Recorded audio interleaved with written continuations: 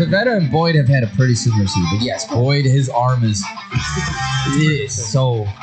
That's what worries me. I'm a little surprised he put him in one, but I mean, who else he can do? Because now you got a fresh Palencia coming off an injury, so that's disgusting. Who wants a placenta on the field? It's disturbing. Palencia, not Palencia. Where are you selling?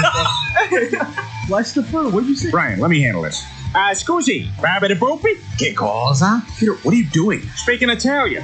Babidi-boopy? Babidi-boopy-babidi-babidi. I'm done to the chicken, right? That blood came from a chicken that I killed for dinner. Placenta. Oh, yeah, it's a chicken. Oh, that's the baby stuff, right? Right? During what months of pregnancy does a woman begin to look pregnant? September. What's in the chicken? It's like a broken record. Chicken. Why are you all gonna chickens? What's with the chicken? What's with the chickens? Placenta? To be honest with you guys, I just said chicken for no reason. I don't know where the chicken came from. Philosophically, there is a bird that you perhaps would not call a chicken. Yeah, proto-chicken. Yeah, proto-chicken, sure. And the egg that comes out of it, you would say, that's not a proto-chicken, that's a chicken. Blow the Whistle. Your greatest little internet radio show everywhere you go. Always live on sportsoundchicago.com. Let's go. Placenta? That's right, ladies and gentlemen. You're listening to Blow the Whistle here on Sports Sound Chicago. Go ahead. We'll edit that. Welcome in, everybody, to Blow the Whistle here on SportsSoundChicago.com. We'll edit that. He forgot to record, but we're good. We're going to edit this out. Right. We're going to be good. Welcome in, everybody. Happy Monday. A fantastic weekend for most people. Yep. As always, I am Tyler Butterball Beautiful. I'm here with Andrew Pepe Valentin. Frankie Chicken Placenta Oliveira. right off the tongue, baby. Now Right I'm off getting used the to tongue. it. It's coming good. It rolls off like an avalanche. Like an avalanche. I like that. It started off as like a DUI, and then like in DUI. Rocky, and now it's a little smoother. It's getting there. I still like olive oil. I like Olive oil. Yeah. It sounds good with the That's Olive oil you can put on a shirt. It just feels like it fits. Well, if the company Palm Olive is listening to us, that's the name, right? Yeah. Palm Olive. Yeah. So, listen, we got the guy for you want to sponsor I'm over our here. show? Yeah. You want olive oil? You got it. Yeah, It's guaranteed. exactly. Whatever commercial this guy is in, people are gonna be buying that olive oil off the shelf. Oh, absolutely. Put me on there, dude. Come on. Not Olive Garden, though. I'll tell you that. Nah, I'll crap on that. Not supported by Diddy.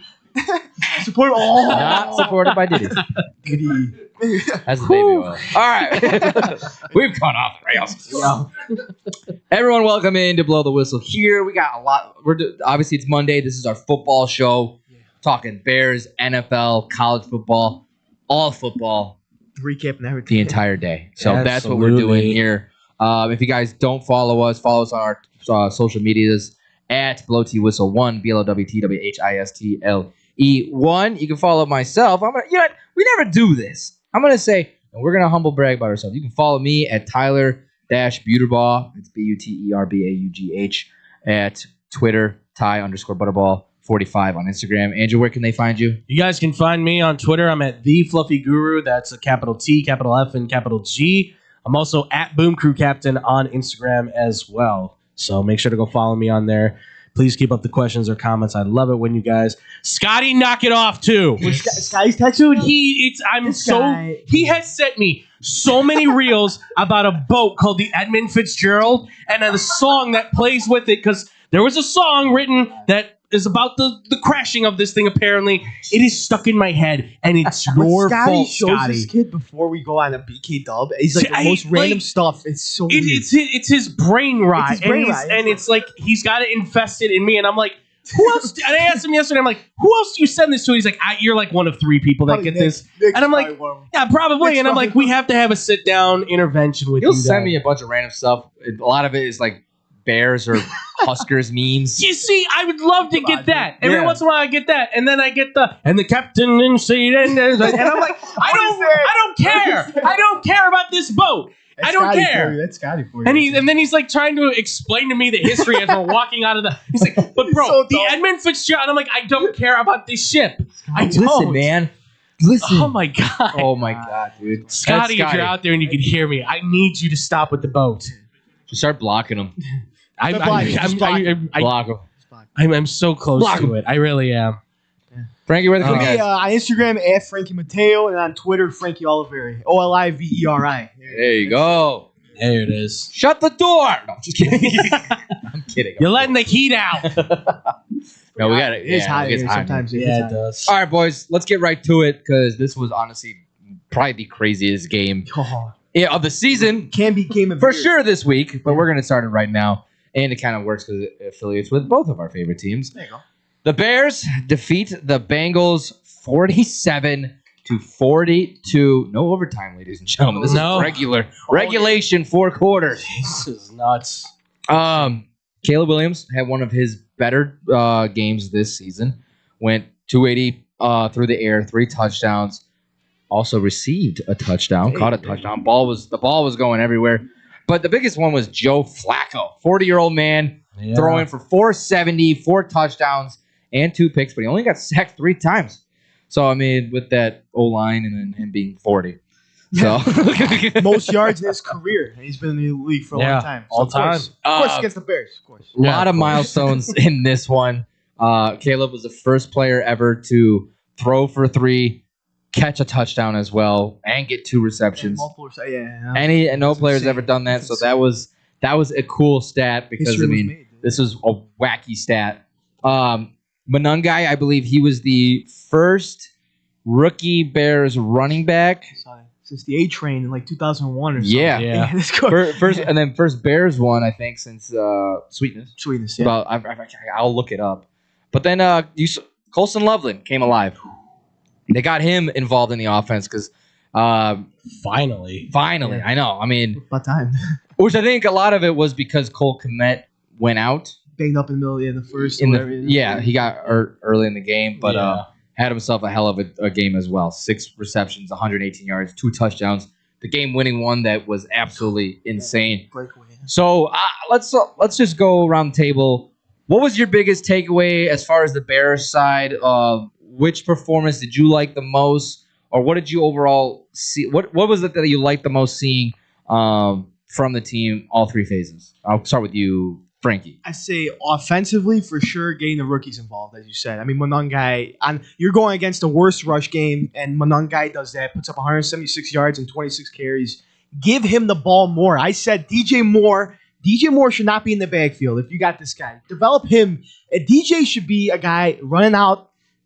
Send him on streaks, send him on curls, send him on out routes. It doesn't matter. I mean, use him. And if you're not, give him at the trade deadline. Do something with him at the trade deadline. Give him a piece. But yeah, a big game from a Monangai. The rookies involved. Colson Loveland, as you said, the breakaway touchdown. His hands, his route running is just beautiful. You saw it in Michigan, and you're going to see it. You saw it here in this game. So hopefully give him more targets with Cole Kmet being out. And then on the other side, Austin Booker, forced fumble. You saw another kid, not a rookie, but second year in the league. You know, people say he got drafted a little earlier than he was supposed to, but he developed, put some meat on him. So, I mean, a kid out of Kansas looked good. And, yeah, I mean, this game was I stroked out at least 10 times. I texted the chat. I was like, my God. I mean, 15 and 49 seconds. They were going to lose it in Bears fashion, I thought. Yeah. But Ben Johnson has the headset. And I forgot, this is great. It's a big win. It's needed to be a win against one of the worst defenses in the league. Yeah. I mean, come on. Andrew, in a Bengals fan perspective. Sure. Overall, and I'll let you talk about the Bears first, what you like seeing, and then give me a little on the Bengals if there was. I mean, obviously there's some to like there, but let me know. Tell us what you thought you liked there. I mean, kind of piggybacking off of what Frankie was saying, seeing the rookies starting to perform was fantastic. That was really great. I really think one of the big breakaways from this was you really saw, I think, a clear connection between Ben Johnson's coaching ability and Caleb Williams' quarterbacking ability. Mm-hmm. That was really what I pulled away from this because, well, you can maybe still make the argument that, yes, Caleb still has a lot to work on. I said this on Friday for X-Bomb Sports every Friday at 12 o'clock p.m. Central Time. I said this on there, though. I think what Caleb's problem is that last year was such a downfall with coaching and everything, right? Yet still was a solid season for him. He now has a coach with a very loaded, complex offense. I think he's trying to overload himself with learning all of what's going on with that offense, that the basics are starting to fall apart. Yeah. So I think it's one of those things where start to have Ben Johnson fall back on working on the basics so that all the special is still there, but the basics are now coming together, and that's when the full quarterback of Caleb Williams, I think, can start to blossom. But this was a step in this is what this kid can do. Because he was making simpler throws look easy. He was making the special throws look incredible. He had some of his best throws of his career so far in this game, especially the one to Loveland. That was a 1-2-3 foots on the back end. That ball is coming out, seamless spiral, and you are hitting Loveland in the chest. Both of them. The other touchdown too, the short yardage. Like I thought the timing there, and then getting it in that small window. Bullet coming out, and it's that tiny window of you have less than a second to put the money on there, and he does it, and you see that the quarterbacking is there. And for Ben Johnson, you saw this was the full extent, I think, of more of what his offense is, right? You're getting a Dunze involved in throwing the ball. Komet, you're getting DJ Moore in there for a touchdown to your quarterback. This is the running game coming off. Yeah, you've got Brenton coming in there running two quarterbacks. I forgot Britton Brown was on was a part of the team. Like practice squad. He just gets elevated, and then I'm like, who's 38? Who's Brown? And I'm like looking at the roster, going, oh, that's right, he's the kid from preseason. Like. This was, for the offense, their game. They won this as far as I'm concerned.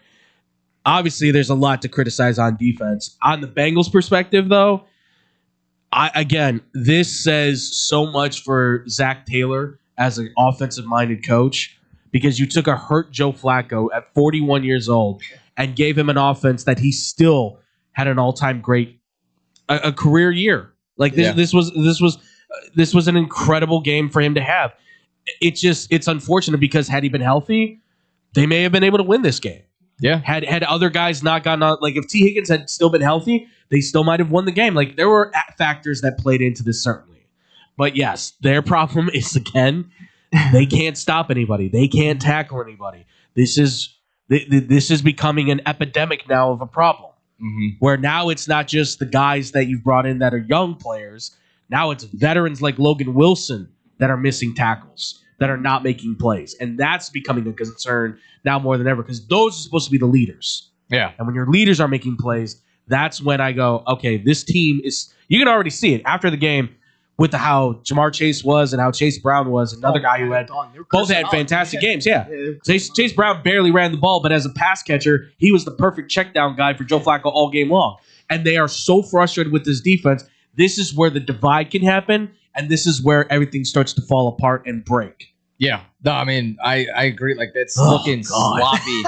Looking sloppy. And I'm telling everybody right now, I blame the owner, Mike Brown. I think because he has been a huge divide with this franchise ever since he took over from his father. A big way to put it is just a wake-up call for Cincinnati. It's 100%. It's a wake-up call. I mean, 100%. If you are not drafting all defensive players in your draft next year, then you got it's O-line, it's D-line, and it's DBs. The only thing on the offensive side is O-line, I think. That's the only thing I feel like they need. You're not going to have one of the better quarterbacks in this generation around. He's going to retire if you don't get him help. Yeah. If you don't protect him, he will retire, and it's another Andrew Luck situation. I was just going to say. Where we're going to say what could have been had you just kept him happy.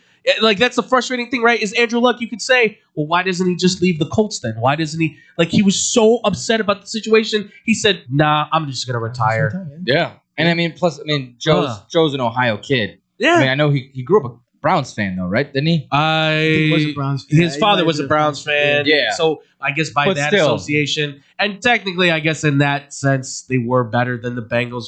Better. Yeah. But that's the thing is, like, this is like another dude. You've had two of them now, in Carson Palmer and Joe Burrow, and you're wasting them both. Yeah. Oh my God. Protect the kid, man. Protect they need him. to. Yeah. Protect my quarterback. LSU gave you a gift. Yeah. Don't ruin it. They gave you two gifts. Jamar. You ruined them both. Jamar and Joby. You're not even ruining Jamar Chase. He's just upset. He's going to leave. If you don't help him, he's going to leave. I mean, him and Joe might leave in a package.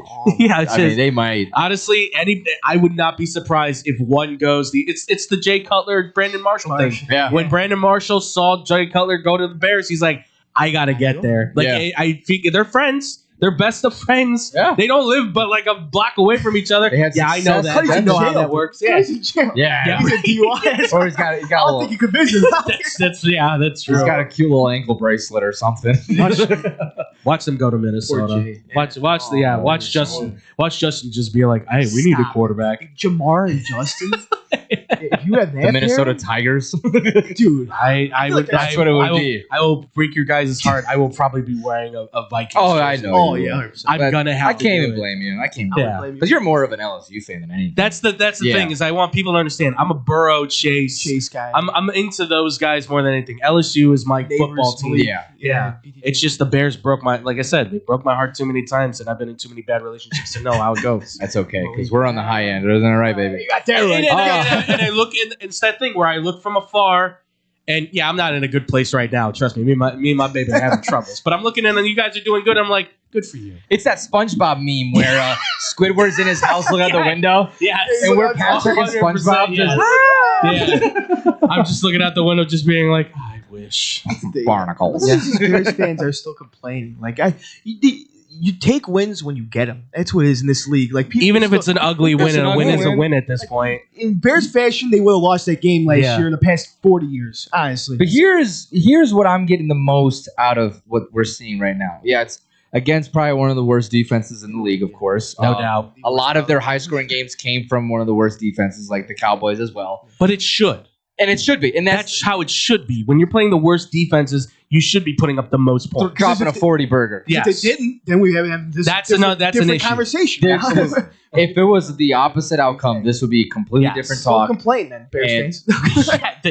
Thank you, Frank. Exactly. Thank you. I can't stand the people that are still complaining. You're seeing Caleb making little to no mistakes now. Like he's starting. There's progress. There's progress. He's doing the simple things. Which is what everyone needed him to do. But here's my thing that I think, and you guys could tell me your opinions too, but the expectation now is to win that you're seeing from this locker room. Yeah. Ben Johnson is going to do anything and everything he can to win this game, and whether it's a game. And I'm seeing that from Caleb, where Caleb throughout the game, he might not have the prettiest numbers throughout. He might just be average. Sure. But anytime if the Bears are trailing or it's a tie game, let's say, late in the game, I've never been so confident that this kid will get the Bears in a scoring position. I was not expecting that Colston Loveland touchdown. no. I was losing my butt. That was going to put him in field goal range. So I'm like, I knew exactly that Caleb is going to get them in field goal range. Like, When's the last time you could say that? Like have a confidence. Exactly. If confidence in the court as a Bears fan. I mean, I think people thought that Justin could be that guy, Exactly. but there were so many times he would have a letdown that eventually you just had to say, well, it's either hope the defense can stop him and that somewhere maybe they break for a long run or something. This is the first time I've ever seen a Bears quarterback drop back and be like, yep, there's a good chance he's going to put this ball on the money and he's going to get it to the guy in the open. Like, right.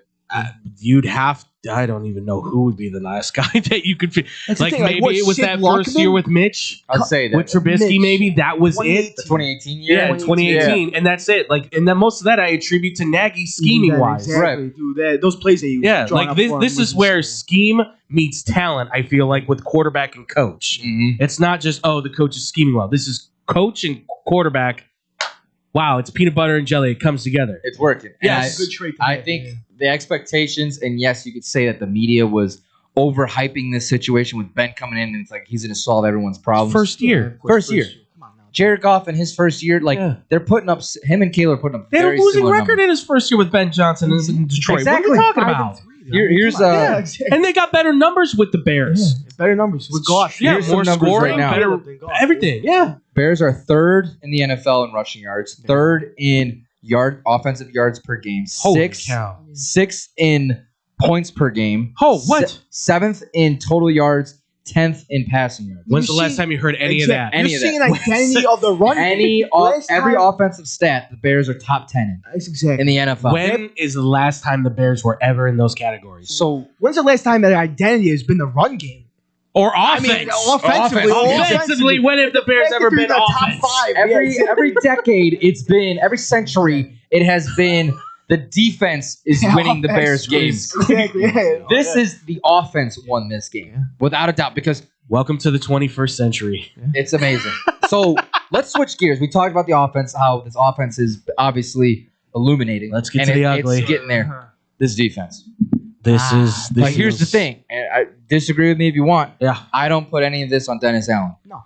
I think Dennis Allen, with what he's got and what he's able to scheme, I think a lot of it is you don't have any guy at the pass rush. Dio has been a complete overpaid bust. That's been a bust of a signing. You got a broken ass secondary, but some of the guys like Nashawn Wright he's spotty, but he stepped up in ways. And then C.J. Gardner-Johnson, who they signed a few days before the game, got himself. He looked decent. Yeah. Like he was a functioning body out there. Yes. You're relying on Josh Blackwell. I mean, it's a functioning body. The fact of the matter is you rely on Josh Blackwell and Nick McLeod. Like that's your depth. That's the thing. Like they're not going to be guys that should be playing in this game. Even Nashawn Wright is really a special teamer kind of at his core. Yeah, exactly. The beauty of what I'm seeing with him is that it's like Caleb. It's a little bit of progress here and there for what it is. Like he's 6'4", 200 pounds. He moves so fast. Mm-hmm. But the problem is for every play that he can make, he then gives up like another one or two that ultimately hurts the Bears as well. So, but the good news is that as the reserve role corner, you can see it's getting a little better each week. He's doing a little bit more that's giving him the edge, that's giving him an opportunity to say, I can still be on this team. Maybe not as the nickel, but you stick around at least as depth. Right. And that's important. That's why you can't blame it on Dennis either. Like all three of his starting He gets, I think, a little bit of the blame, but that's only because you're the coach. You're going to catch a little bit of the heat. Yeah, you're in charge of these guys. You can't do anything about Jalen Johnson being gone. Can't do anything about that. Kyler Gordon being out. Right back to the IR. I mean, it's not your fault that you signed defensive ends that can't do anything. Yeah, Dio. And this is where I go as far as I wasn't a huge fan of the Ryan Poles extension. I wanted him to finish out the contract. I get what they wanted to do is align his contract up with Ben Johnson. They have not been able to do that for God knows how long. It's been a long time. And I get that Poles has done some great things, like with the trading the first overall pick. That's what he's still going to be recognized about. But of course. The only trade you had. That's like us Bears fans still bringing up the 85 Bears. Right. So, but like as of now, it's like you're starting to realize this dude sucks at getting depth. It's not even maybe just that the depth is just bad. It's that you're getting these free agents like a Grady Jarrett, who's kind of just like an average, like older defensive tackle that's not making pressure. Veteran, they can't stay healthy. They didn't know him too. Like, in Atlanta, he couldn't stay healthy either as much. So like you banked on Odobinho because you looked at his size and what his potential maybe can be. Like you did a lot of hoping that these free agents were going to pan out. So far, the ones that are panning out are Edmonds and Edwards, really. Yeah. I still think they overpaid, but those guys are clearly panning out. And as far as the draft picks go, you've seen Noah Sewell make play after play. Mm-hmm. Yeah, Noah's. And Austin Booker just showed you that you give him the time. Yeah. Maybe he's not a starter right now, but you keep working with that. He had a one-arm bull rush and shoved the dude to the side. Orlando Brown got the sack. On Orlando Brown. Nice pay, by the way. Great job, Cincy. Like this team has the pieces there, I think. It's a matter of now you have a new DC. It's first year for them too. Right.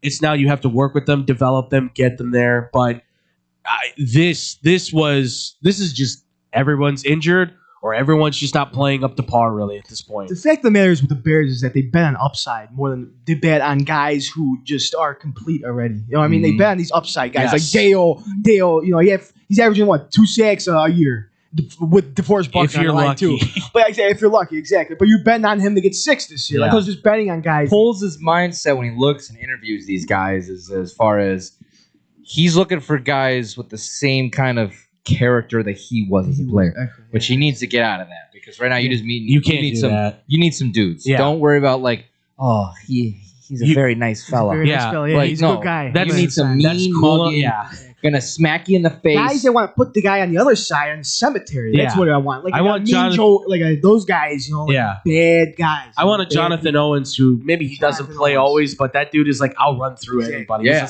He's when he gets in line with somebody on special teams, he's a heat-seeking missile. He just wants to put a guy in the ground. Like I want DeMarco Jackson, who apparently at some point in this game was like, "I'll rip your head off," and everyone's like, "Whoa, guy, chill."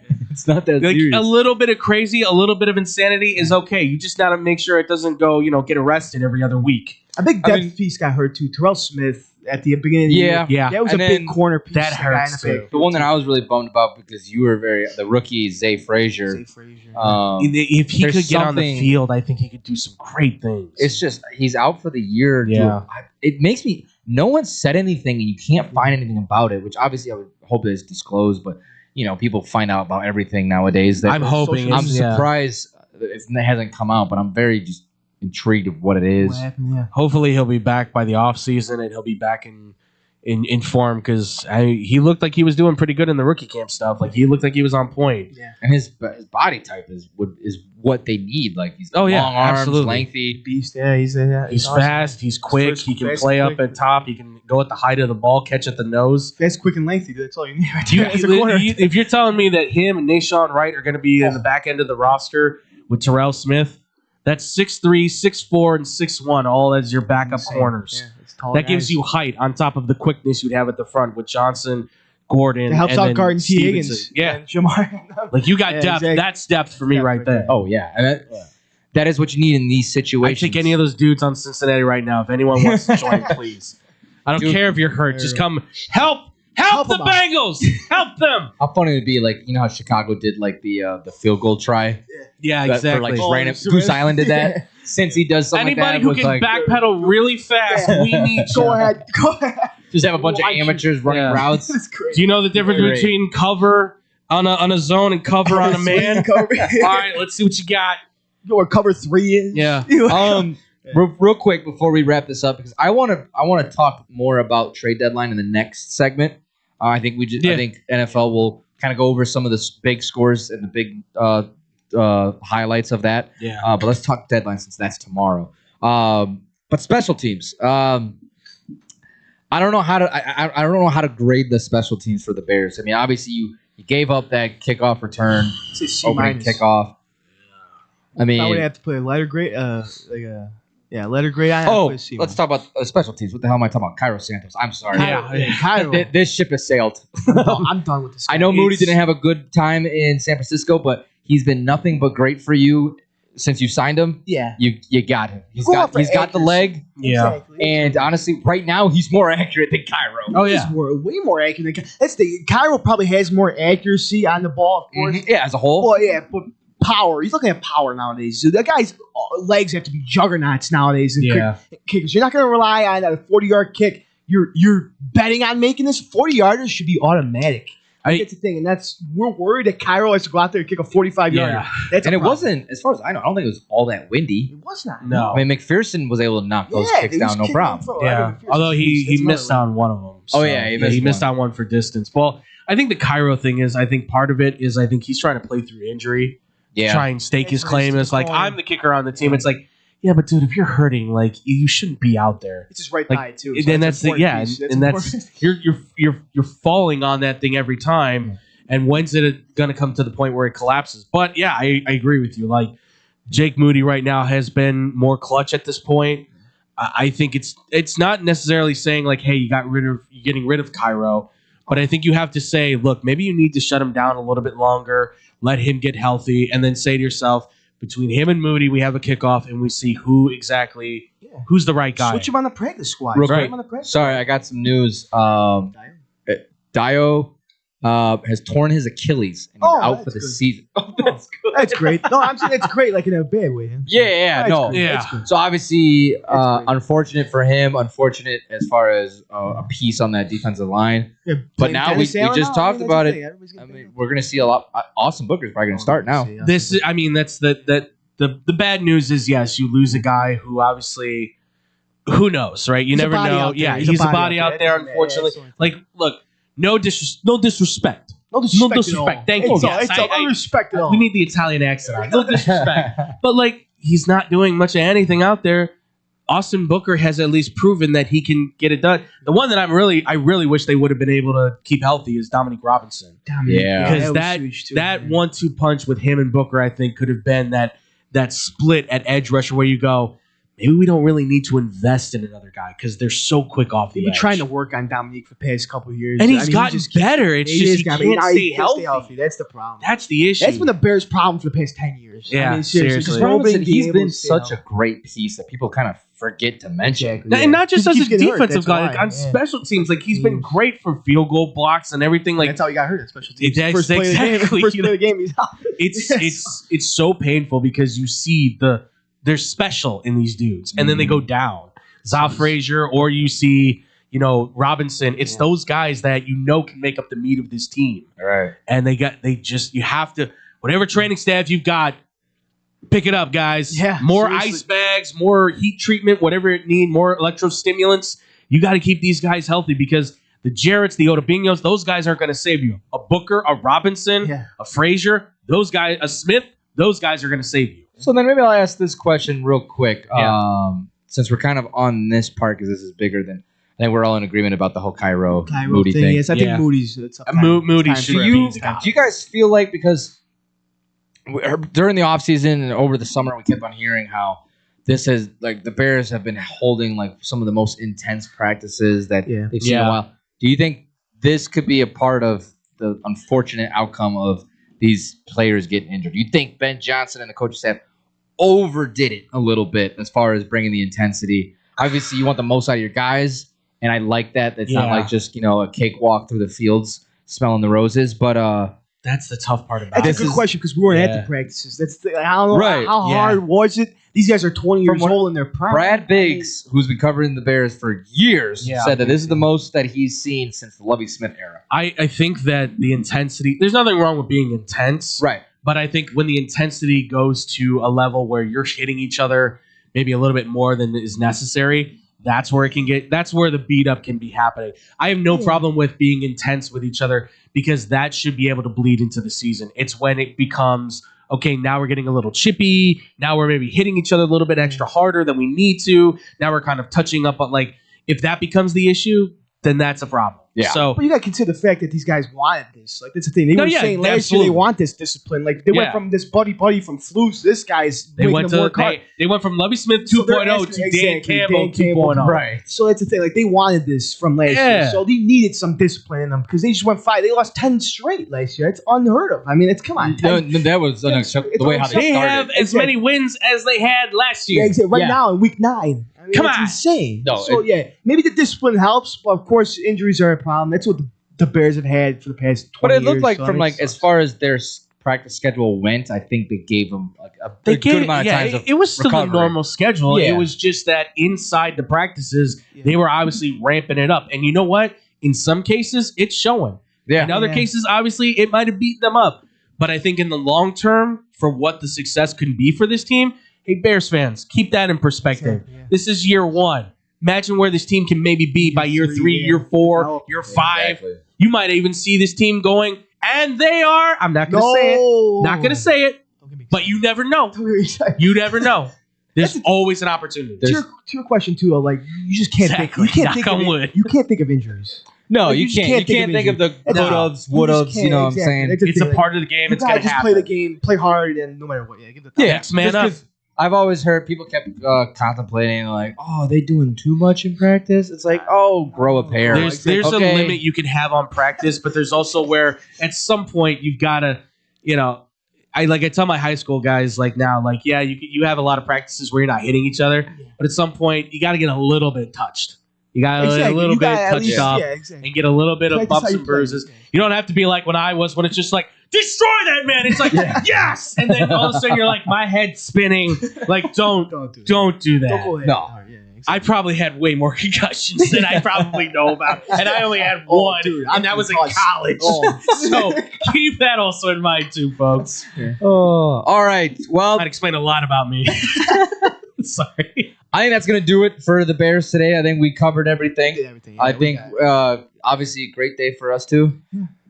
And you still had play for the pick, Bengals. Play for the best. Like yeah. Call Kirk Cousins. Do your due diligence. Come back to and Bears then fan, how about you come back? I'm gonna stick until Joe moves, man. Until Joe, you're a big Joe. Listen, if Caleb don't work out and Joe Burrow goes to the Bears, let's take Joe's legs out, dude. Let's take Joe's legs out.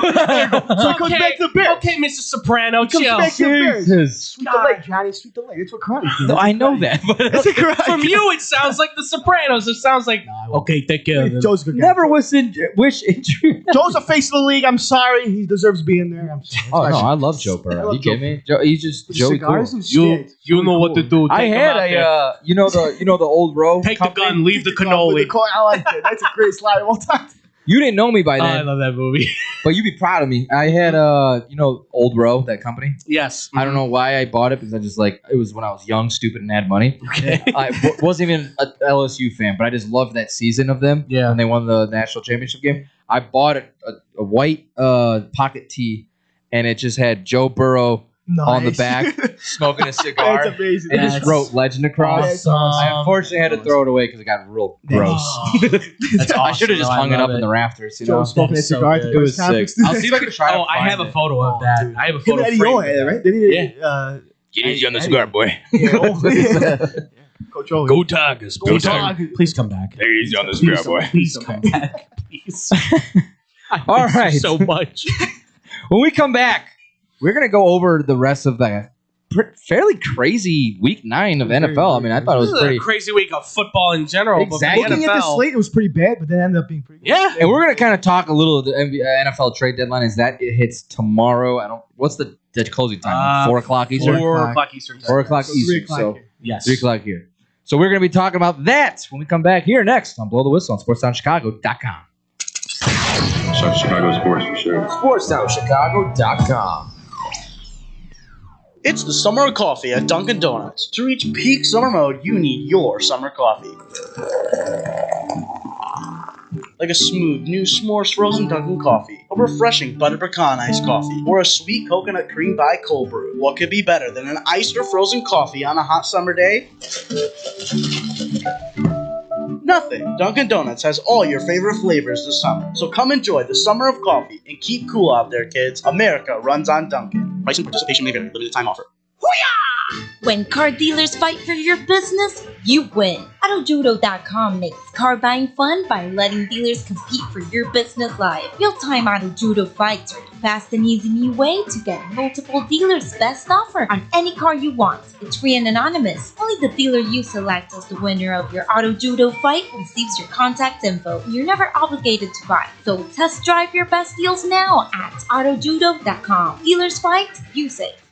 Yo, yo, yo, check it out. We got the finest pizza in all the land. Italian Fiesta is on deck, and I'm telling you, it's a hit. These pies don't miss. No matter what time you get the munchies. Pepperoni, extra cheese, turkey Italian sausage, they got all the toppings. Italian Fiesta delivers until midnight during the week and 1 a.m. on the weekends. Plus, you can use your Uber Eats or Grubhub if you got the app. And if you ain't rocking with the pizza that night, try one of their sandwiches or pasta. And they have plenty of side dishes, just like me, if you know what I mean. Hop online and go to ItalianFiesta.com or call 773-684-2222. Piece of pizza, that is. There's only one place to watch your favorite sports team and have mouth-watering pizza. Come on down to Moretti's Pizzeria, where you can get a pizza for half the price every Tuesday. Try out our delicious varieties of pizza, sandwiches, and much more. I don't know about you, but a gooey mac and cheese pizza with a size of cheesy mozzarella sticks and watching sports sounds like paradise to me. Stop by at one of our 12 locations near you. We're open 7 days a week, anywhere from 10:30 a.m. to midnight. Visit our website, Moretti'sRestaurants.com, for delivery, catering, and even private parties. Moretti's, we bring the fun. Did you know that Club New in Aurora is the ultimate entertainment complex? Monday nights, it's free football and darts in the sports bar. Tuesday night is league night. Join the pool and darts team. Wednesday night is ladies' night at Club New. All the ladies get in free. Gentlemen pay a $5 cover after 9 p.m. Thursday night starts the weekend off right with college flashback night. Low price drinks, retro music, and an awesome buffet. Friday and Saturday night, it's the hottest dance club in the suburbs. Club New Nightclub and Sports Bar is located at 2121 New York Street in Aurora. You've tried the hit places, but they leave you hungry with an empty wallet. That's where Gretel comes in. They got what you really want. Visit their chic, lounge-like gastropub and try one of Chicago's top burgers, the Gretel Griddle Burger. Their house-made bun and garlic aioli set this one apart from the rest. And don't miss half-price oysters, 4 to 6, Monday through Thursday. With rotating drafts, craft cocktails, and portions that don't skip. This is one of Logan Square's best-kept secrets. Monday through Thursday, 11 to midnight. Friday and Saturday, open to 1. 2833 West Armitage. Gretel, let's make this a night. Visit GretelChicago.com for menu and more.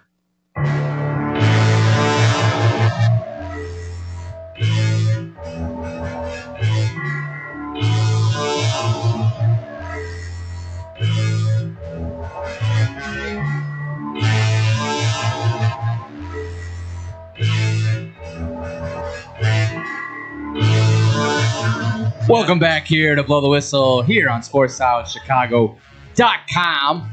Tyler, Andrew, Frankie here with you on this marvelous Monday. Sorry, my allergies just kicked up. Dude, mine have been brutal this year. It's so weird. Like, it's only one nostril, though. It's my right one for some reason. Oh, it's clogged? That's just like, yeah, it's like clogged and then it gets unclogged, but then it's... breathing? I can breathe. No, I can breathe. But it's like, and my nose gets clogged and then it gets unclogged and then it's like, no, I feel snot behind it. Like, so... If I have to be careful when I sneeze, so oh no, my you see me about to sneeze, I'm way off. Yeah, just splatters on the wall, exactly, on the window. We need to put Kleenex in here. I'm just putting that out there. Dude, I mentioned that. I was like, "There's no Kleenex anywhere." No, I gotta go in the paper towels over there. Yeah, you know, Emily was giving me crap about paper. You blow my nose with a paper towel. She's like, "You do that to your nose?" I'm like, "Yeah." She's like, "Do that." Yeah, it does. It's like scratch it up your nose. I was apparently. Like, "Yeah, but what else am I gonna use?" Yeah, if there's nothing there. Are you kidding me? I've had to use like notebook paper before. I was gonna, dude. I've used the cardboard from the notebook at one point. Like whatever I can find. You gotta do what you gotta do. Yeah. Sometimes you just grab a leaf from a tree and you say, "Screw it." Exactly. Yeah. Leaf. That's another one. My dad sometimes will use his shirt. I'm like, dude, that's disgusting. Yeah, it's disgusting. He goes, it's just water. It's water. I'm like, it's not water. No, it's not water. It leaves a stain. It's disgusting. No, dude. He's like, no, it's just Dad's a water. legend. He's I had a buddy of mine that did that once, and then we walked into a bar and he started hitting on girls, and they walked away, and he's like, they kept saying there was something wrong with my clothes, and I'm like, yeah, it might be the giant snot, the snail trail you got going down your arm because you decided to blow your nose into the side of your arm. Yeah, it's awful. But paper towels, I think they're normal. Yeah, paper towels, there's nothing wrong with that. Normal. It's like micro, just whatever it is. It's rougher on your nose than it is as Kleenex. And I was like, you know what? I wasn't privileged enough to have back in my day, we didn't have Kleenexes. We just had whatever was rolling around. Yeah. I sneezed on the dog. No.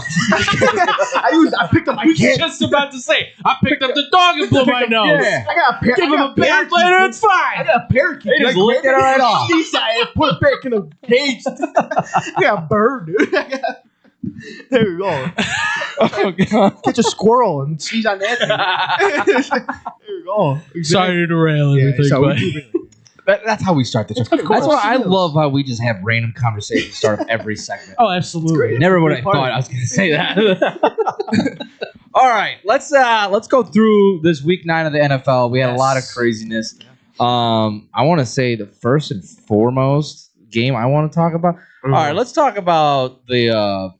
I know I'm jumping ahead, but the Sunday night game, obviously, fantastic game by Sam Darnold. My God, he only had 3 incompletions, had no incompletions in the first half. 16 for 16 and a half. Minnesota has to be kicking themselves. Oh my God! Yeah, right now has to be kicking themselves.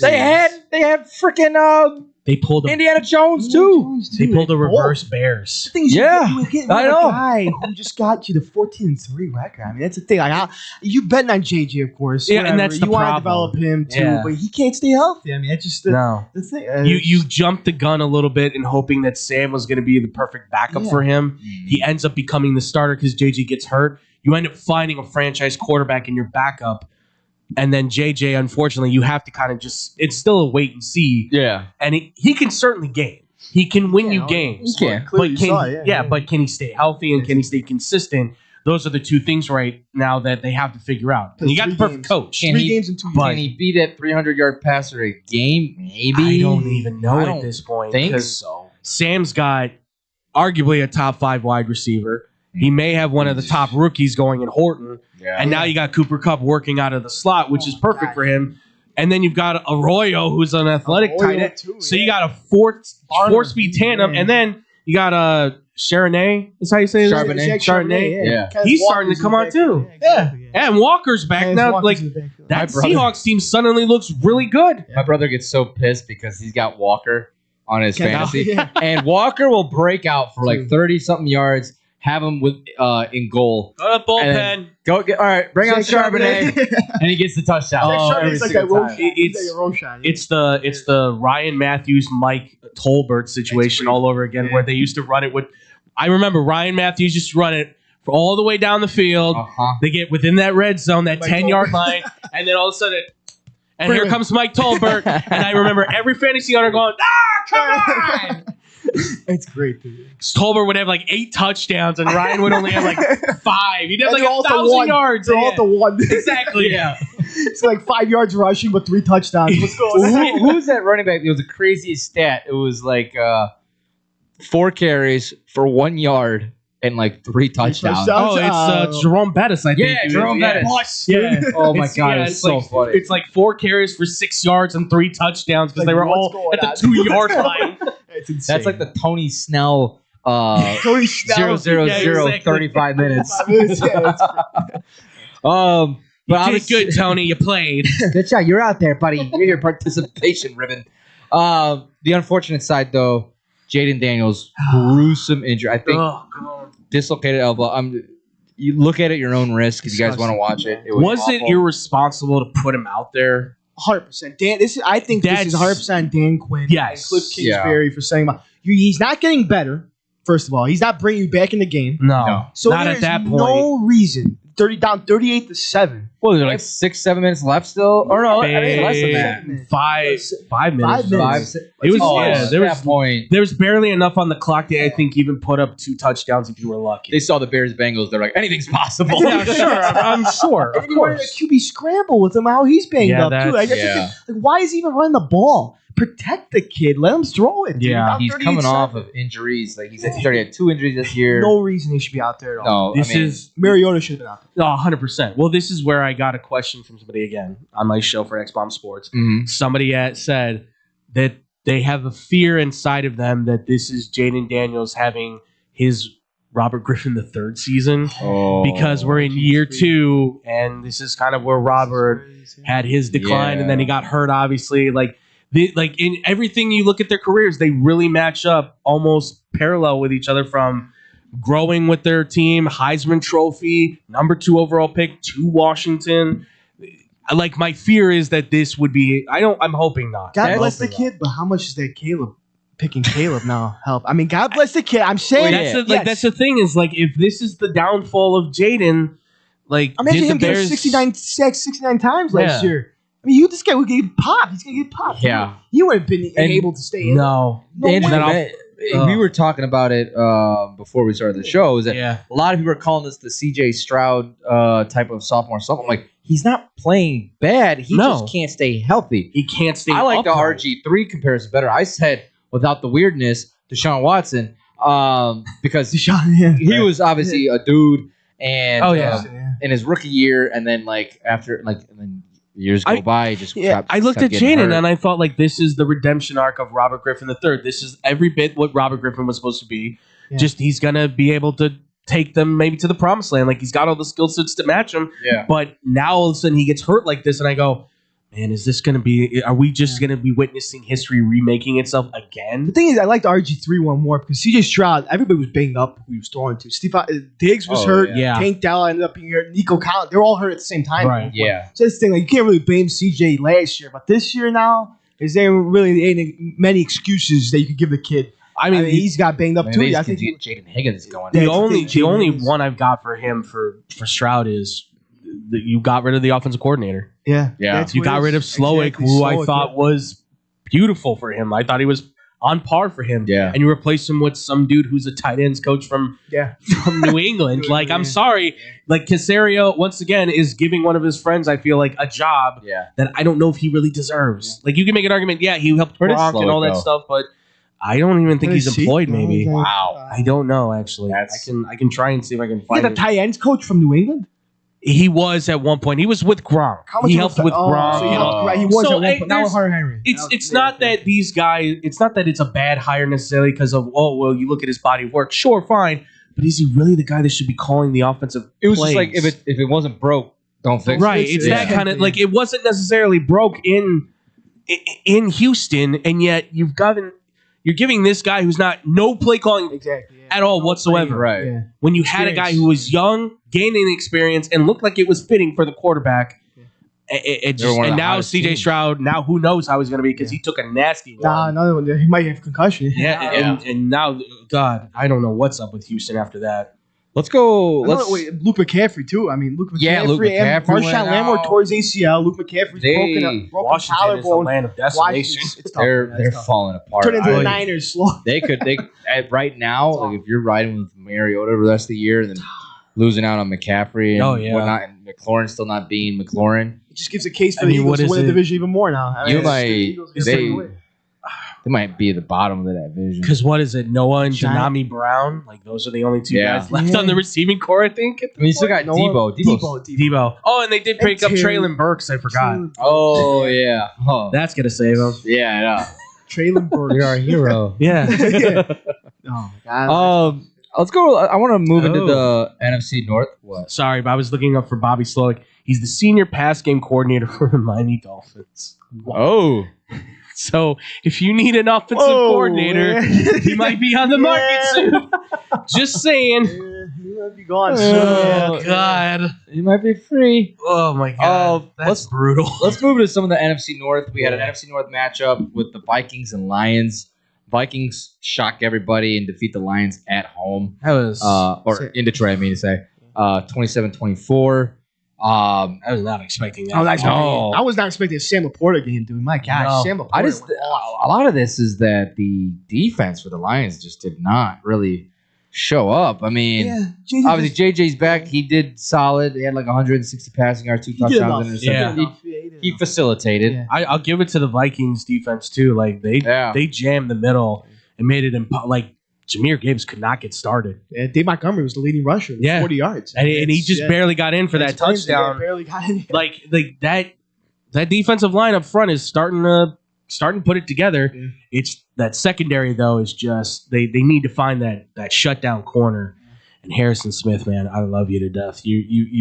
You've been a classic at safety for so long. Yeah. You're getting old, dude. He looks 36 years old. He just plays hitman. What they call it? He plays zone, and he plays zone so far back now, so he can gain some head of steam to hit guys. Like we're at the point where we saw these guys in their prime, but now they're starting to get old. Now it's like, we're now seeing him age out. He's got 10 years ago. But I credit goes to Minnesota. Like this is Kevin O'Connell, good coaching.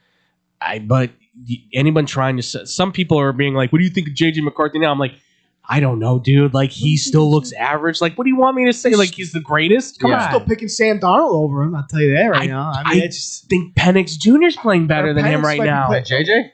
In that draft class you're talking about? No, in that draft class, yeah. Yeah, in that draft class, like you could make an argument JJ is the last of the first round picks right now. Easily. Because everybody else has been Bo's playing I'm well. taking Drake May, 100%. Penix has been proven pretty Caleb, good. I'm taking Caleb. Yeah. Shane Daniels. I mean, he's playing like maybe he should have gone in the second round, maybe. Yeah, I think it's not. Just the thing too that he got picked before Bo Nix. Yeah, he got picked before. Yeah, exactly. I don't think anyone really expected this. Because what? Yeah, just 6 for 47 and a touchdown to JJ. Like, dude, Jetta cannot. You can't have him doing that. Yeah. Jefferson's got to be doing a lot more than that. You have a top. Yeah, you have a top and Addison receiver too in the league, and you're not. He's probably the best receiver right now. Yeah. Right now. Oh yeah. He should be one of the best 1-2 tandems with him and Addison. Jamar Chase and T. Higgins and Jordan Addison and Justin Jefferson. That's probably the 1 and 2 punch right there. O'Connell's probably trying to break the Harbaugh system out of him. All right, we got to wring this out of him now. He doesn't Get it like all out. He makes an audible at the line. He's like, "Yeah, I don't like this. We're gonna hand it off. do what I'm good at." Can I just give it to Aaron Jones? No, can't do that. Why? Because Aaron's going to break. Yeah, Aaron Jones. He's getting old. He's getting old too. Seriously. Let's go. One of the biggest shockers of this week: Panthers defeating the Packers. Bears win. Packers lose. 16-13. Wow, Jordan Love just looked awful. I'm never giving you flowers ever again. To hell with you, Jordan Love. I gave him so much props last week. This is like those record. throws. He finished off with 1 interception, which clearly should have been because you're throwing in triple coverage. Oh, that one almost interception that he had where should he's have been a pick. back and forth and back and forth. Like that, I was like, stop trying to be Brett Favre, dude. Yeah. You're not going to be able to rely on he's just lofting up balls. Like, it worked against the Steelers because he threw for 360. I don't know how. 2 of them should have picked. He can throw a nice ball, but you can't go back and forth and then all of a sudden. He's a boneheaded thrower. Yeah. He just throws it no matter what, and like triple coverage, he'll just loft it up. He tries to do the hero ball type of throws, but He doesn't even come close. You're not Aaron. You're not Brett. No. You're Jordan Love. Just be Jordan Love. Put the ball down the field. Move the chains. Let Josh Jacobs run it. Keep it simple. I'm not saying this as a Bears fan. We're not saying this as Bears fans either. Like, these guys actually, I don't think this record shows how good. I said it. I said it from the beginning. Not real. It's not real. I said it from the beginning with the Micah Parsons trade that it's going to come down to Jordan Love's playing. Yeah. And obviously, this adding Micah eluded your defense. I mean, Micah was a non-factor in this either. He had no pressures in this game. First No time pressures ever. at all. 21. I think the back's bothering him. Yeah, people think I'm crazy, but I'm like, you're going to run out of horse tranquilizer. Eventually, I mean, they have no more cortisone to give you.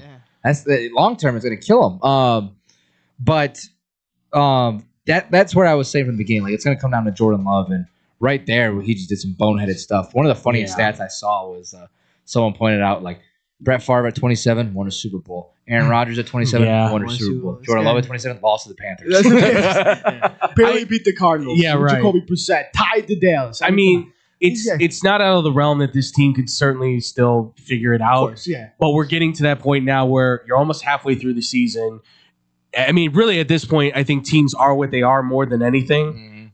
And by tomorrow, the deadline's over with. So if you're going to add something, this is where if you're the Packers and you're saying we're going to make a push to try and win the division, go to the playoffs, this is hurt. Go get a Captain wide Kirk. receiver.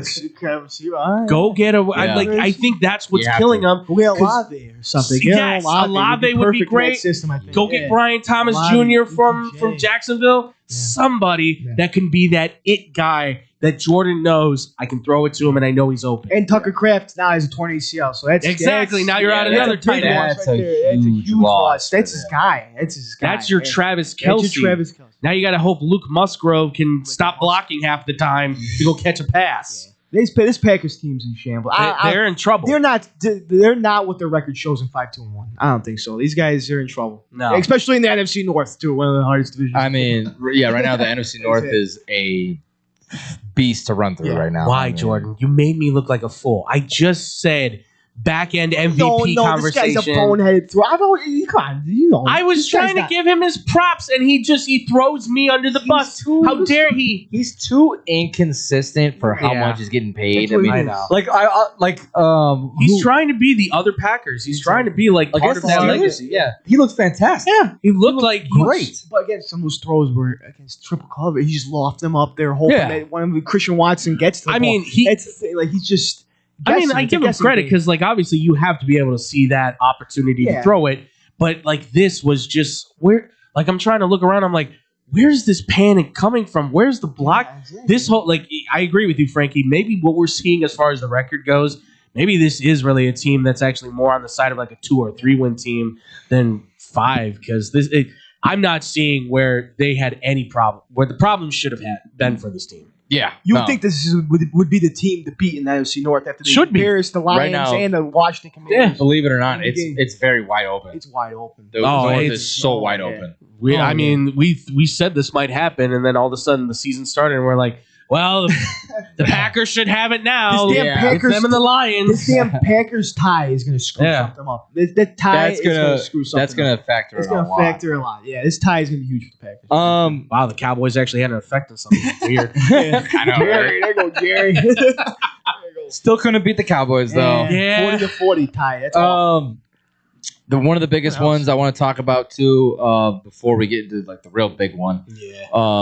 Steelers taking out the Colts. Yeah. I mean, the Colts were the hottest team in the NFL. Still would say that they are, but the offense just Danny still dimed it out for 342 yards, but it was just that Steelers defense I think killed them. They were pissed. And fumble. 3 picks, 3 fumbles, 5 sacks. I mean, that's a Steelers defense. Well, and Steelers had finally. Yeah. And it wasn't there against Cincinnati. Yeah, no kidding. On primetime football. That's the thing. So, I don't know. You go up against your division rival, and I get it. Your division rival, they want to kick the crud out of you. So weird this year, dude. But that's the thing is, this is a Colts team that should not have 7 wins. No. And they looked like the team that I think we all thought they were going to be. Exactly. This is so weird. Like, I figured it was going to catch up to him at some point. Yeah. But, I mean, like, I wasn't saying, like, oh, Colts are winning the Super Bowl. right. Like, come on. But, I mean, It's one of these teams that, like, they get hot and then they're going to be first round. well, they got an owner that actually gives a hell. Oh, yeah, she's actually on the sideline. She's cracking She's down. taking over her dad's Credit- business, man. credit She's goes, awesome. yeah. I mean, more owners need to be like her. Yeah. Not Seriously. Not You see Jerry George, just though? sitting up in the box. And George McCaskey was there. He was really fired he up. was on the pumped field. up. I Yeah. love seeing He was that. pumped up.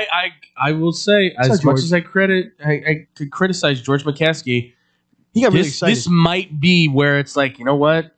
Maybe a turnaround. That maybe he is now fully invested because he is now the owner. Yeah. That could be the case. And he's doing it for his mother, too. That's probably Could what be, it is. yeah, Like, yeah. Could be, yeah, yeah. my mom just died. I got, There seems to be a yeah, new so- fire in him, and I got to say, from the outside looking in now, or from the in looking outside looking in, whatever you want to call it, there's something different about him, and I like Yeah. it. Sense of care in the ownership. Yeah. I'm liking it. I think I like how you put it. I think it's just the fact that he has the full ownership now. I think it's kind of a little different. Like, all right, Mom, like this one's for God you. rest your soul. Yeah, it's me. But It's my now turn. this is I'm taking over. I'm carrying over this legacy. Just don't be grandpa. You don't have to be grandpa. Be you. Yes. Be Don't George grandpa, because McCaskey. Nobody will ever be grandpa. I'll No tell one's you gonna that. ever be No Papa one will House. come Papa close to George But House. I give a lot of even in this loss, I give a lot of credit to the Colts. Like they did not take their foot off the gas. They kept going for it. They had their chances. It's just I think the Steelers team finally caught a break. Guys say you see more out of Jonathan Taylor too. I mean, he 45 yards rushing. It just can't- that's a big factor of their offense. Man, this is probably one of the tougher defenses the Colts have gone against too. Yeah, it's like true, in the too. run, and then, but like I think the Steelers were pissed after the Green Bay loss. 'Cause yeah. they wanted to play for a Rodgers. Yeah. You know, revenge game. It was like the what is it called? Like the mentorship, like the mentor, Mhm. mentor Master versus yeah. the apprentice. Yeah. Whatever it is. Yeah, exactly. So I think they were playing for him because I mean you could have easily said they're 6-2 This right now. defense though should get fired up after the way they played the first 7 weeks of the season or Yeah. 8 weeks of the They should. season because they were looking like nothing. Yeah. They were looking so average, and now finally in this game, it's like, oh, have they finally arrived? But is it? Oh, but I'm also sitting here kind of like, is it too late though? Like, like you should have been doing this at the beginning of the year. Yeah. What It's happened? week 9 now. I mean, Yeah. that's the thing. Exactly. Last one I want to go over real quick because I want to make sure we have time talking about trade deadline. The biggest one, obviously, Chiefs, Bills. Yeah. Bills win 28-21. Josh Allen, he played his ass off. I mean, He owns carried that Mahomes team. in the regular Mahomes. season. Yeah, I know. I mean, 5-1. just show up. Beat him in the Beat him in the playoffs. playoffs, though. Beat him in the playoffs, for God's I sake. mean, it matters, but still, it doesn't But matter. no, I mean, I was honestly surprised. I mean, I thought it was going to be a little high scoring than this. Oh, because, of course. The Bills defense just has not played great, but they looked good against the Chiefs. Although there was that one play that I noticed off the bat watching that game where Joey Bosa has a clear shot to just go tattoo Patrick Mahomes, and for some reason he stops. And he turned back into the offensive line, and everyone criticized him. And he could have gone and got Mahomes. And I hope people understand 50 yards. he's got to protect for the screen, folks. Or He like a screen pass comes through, even though he made a giant completion down the field, but he's Patrick Mahomes. It's gonna happen. But Oh, here, I'm going to. like the 4th and 17. Oh, Yeah. I see. Yeah. yeah, it doesn't look great. Like people are like, oh, he forgot the script. He remembered that he can't make that play yet. 4th and 17. Yeah, But they like, would have ended the game. if he does hit, if he goes after Patrick Mahomes, yeah, you might hit him and sack him.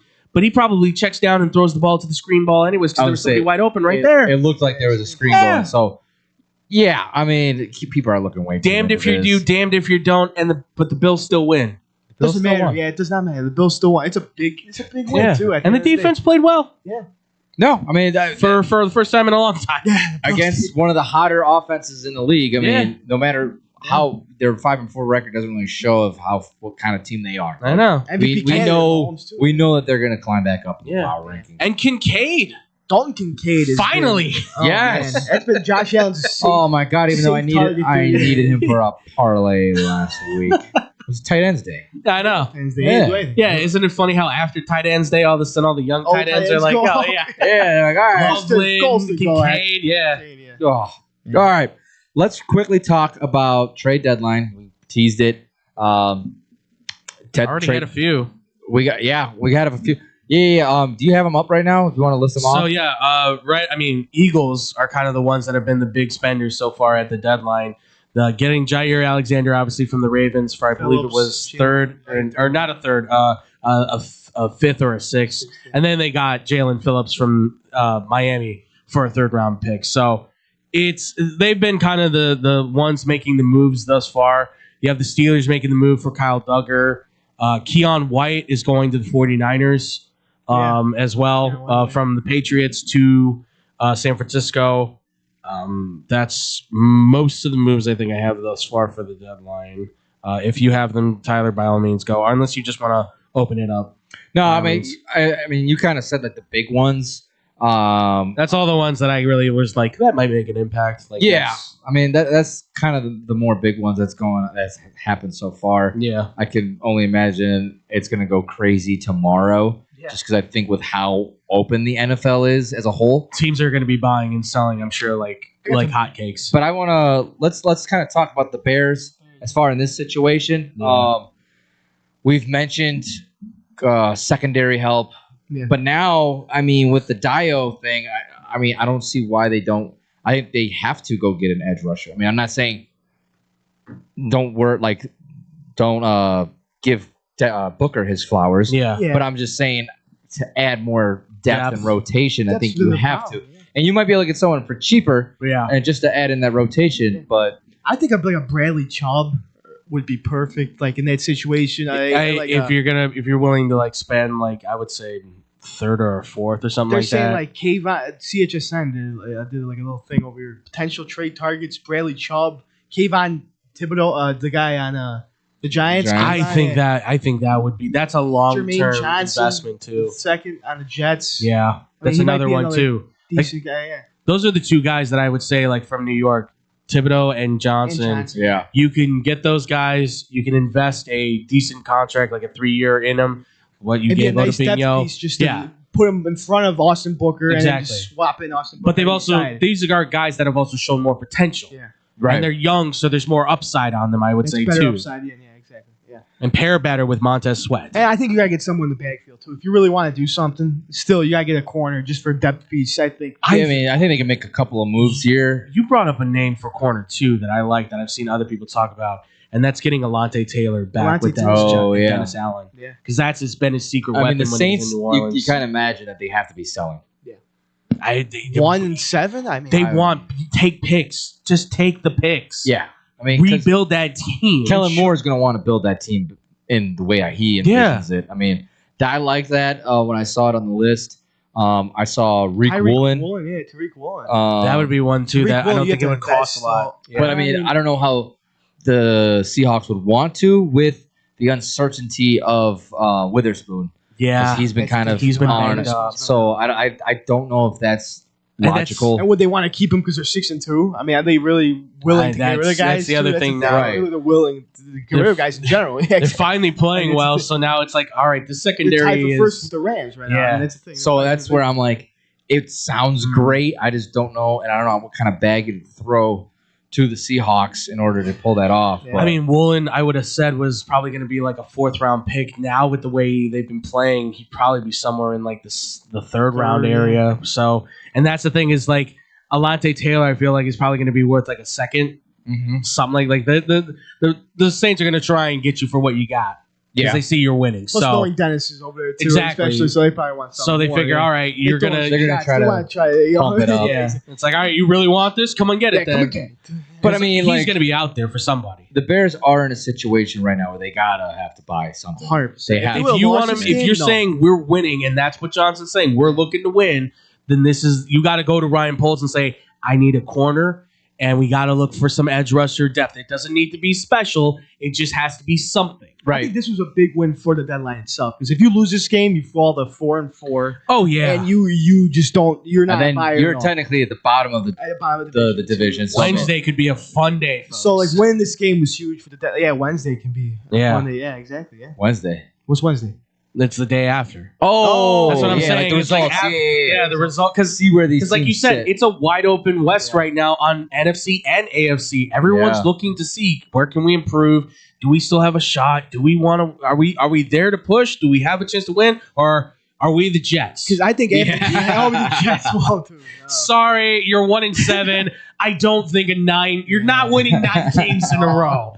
No disrespect again. No disrespect to Aaron Glenn. There you go. It's Woody Giants. That is They just just haven't given mess. they haven't given him squat. And that's why, like you said, Jermaine Johnson could be up. I don't think they're selling Sauce Gardner. That's not happening. Sauce is going to be a piece that they're going to build around. But 100%. there could be other components that come up for sale for them that you say, all right, if we do need somebody, maybe that's a piece to go get. I think you got to buy right now because that schedule gets harder and harder after that Vikings game. I mean, you got to go to the Eagles. You got to go on Black Friday in Philly. Yeah. I mean, you got the That's a Niners weird coming up, the start Lions. time. I think it's like it's like a mid-afternoon game. Yeah, isn't it? it's an odd one. Yeah, it's an something like that. Get your shopping out of the way and then go watch some It's football. a 3 o'clock game. Yeah. Do people even do Black Friday stuff anymore? Like, I don't even see like those never- crowds anymore. I only did one as a security guard one time, and I said I'm never doing this. Yeah. Like they had to give me double pay and a half to do it. Because I was like, I'm not, and I was nuts. Yeah. Oh, and well, take this. I have nothing to protect me with. I'm just uniform with a wave, with one of those like waving wands, whatever. Yeah. Oh, it's me and like 7 other dudes and a couple of women that were with us too. And they opened those doors and we just were like, hands up, just don't, I don't want to get run over, please. So people go nuts. yeah, I don't know. Sorry. Except for the people that work from a 10 to 5, like a 9 to 5. Yeah, seriously. They can't watch They better be getting it's extra. 3 o'clock. They better be getting extra. pay, I swear. I remember having to work Black Friday at Home those Depot. The horrible. retails are just it's awful. It's the worst. Are there any big names that you guys can see on the move? Like you kind of already mentioned it, like off the show, Yeah. Trey Hendrickson. You don't think that they'll move him? He would be a big man. I think they'll listen to offers, but I feel like they're trying to outprice him so that they can keep him. Like, oh, we'll listen, but they want to push the envelope of, well, we want to make sure we can kind of keep the option open of, hey, you want to stay, but I don't think he wants to. I don't think he should. Do you think they still want to keep? They just gave him a $14 million bonus instead of extending the kid. I mean, that's the thing. Like that. Do they even want Trey Hendrickson? I mean, I don't know. That defense is banged up and all. But You're asking me who is the fan of this team That's the by thing, way like- of Joe Burrow, who has one of the worst owners in Mike Brown. instead of extending the who's- kid, you give him a pay raise. Yeah. Like what is that? Dude? They The must best guy on have. that defense. There must have been contract negotiations. They're like, let's talk after the season. Exactly. That's what it is. I don't know. Unless he knows that he's getting traded getting gone. or going. He's He's going gone. to test free agency. The elsewhere. only thing I can think of, though, is that maybe his value is not as high as he thought it once was. Yeah. that Which is could be. crazy to think, because last year he led in sacks, I know. pressures. That blows my mind. I'm like, What are we doing? He should be getting a bag as far as like the rest of the edge rushers. If I'm the that are getting Seahawks, paid. I would trade for that dude in a heartbeat. You Top need extra 10, help on the edge exactly. rush? Let's go. Oh, Come man. on. You're If telling they- me McDonald doesn't want that guy a part of his defense? McDonald, exactly. If the Seahawks get him, they might be one of the favorites to win the NFC. I'm banking the Seahawks at least looking to getting an edge rusher. Jermaine Johnson would be one, Mhm. possibly Tibbs. Like there's somebody that could help that team just a little bit more, because somebody's got to go touch Stafford. Yeah. You want to win that division, keep Stafford on his back, and then when Brock Purdy gets back, break him. Break him. Do you guys think- Yeah, break him. And just Mac break him, Jones yeah, too, exactly. because Mac apparently found another. Hey, I got Kyle Shanahan now. I can play Oh, football. I can play football again. I can play football again. I'm back in the Bama days. I'm not with There you go. Belichick. Woohoo! Real quick, do you guys think because the other bigger name, Kirk Cousins, you think he gets moved or is he sticking in? What piece? Where would he go to? That's the thing. Like, you gonna put him on the Saints? You gotta have Tyler Shuck and Spencer Rattler develop. I mean, Shuck didn't do terrible. Shuck He didn't just look bad. No, Well, he's not. He's not. that team is just terrible. They're screwed. Yeah, they're just I mean, overall bad. Like teams, the Jets. Cleveland? I was gonna say Cleveland. Maybe. Cleveland would be the only. They're good team. they're kind of buying into letting No, Gabriel they're finish letting out the Gabriel. year. They're like he doesn't have another spot. Yeah. The only spot I would say would, I guess, maybe be Minnesota, because that is their coach with their Yeah. quarterback. Yeah. He I knows just the system. Yeah. you got to take on that contract though, or figure out how to work that That contract thing. sucks. Yeah, And that's the thing. Yeah, that's the problem is that sucks. Well, how Every- much would Atlanta have to take? they'd have to eat a good chunk of it. I was gonna say. So I They'd mean, have to. as far as being the receiving end, you're still taking a lot, but at Yeah. least Atlanta's probably going to be paying for most of it. majority of it. I mean, They well, already paid like yeah. Or Minnesota 70%. goes to Miami and goes get Tua. I don't know. something. If Tua moves, that'd be crazy. That's the one quarterback I'm looking at going. It's either he's getting traded or he's getting cut. Yeah. And if he gets cut, they got to take an $85 million. That's insane. Dead Honestly, I would love to see.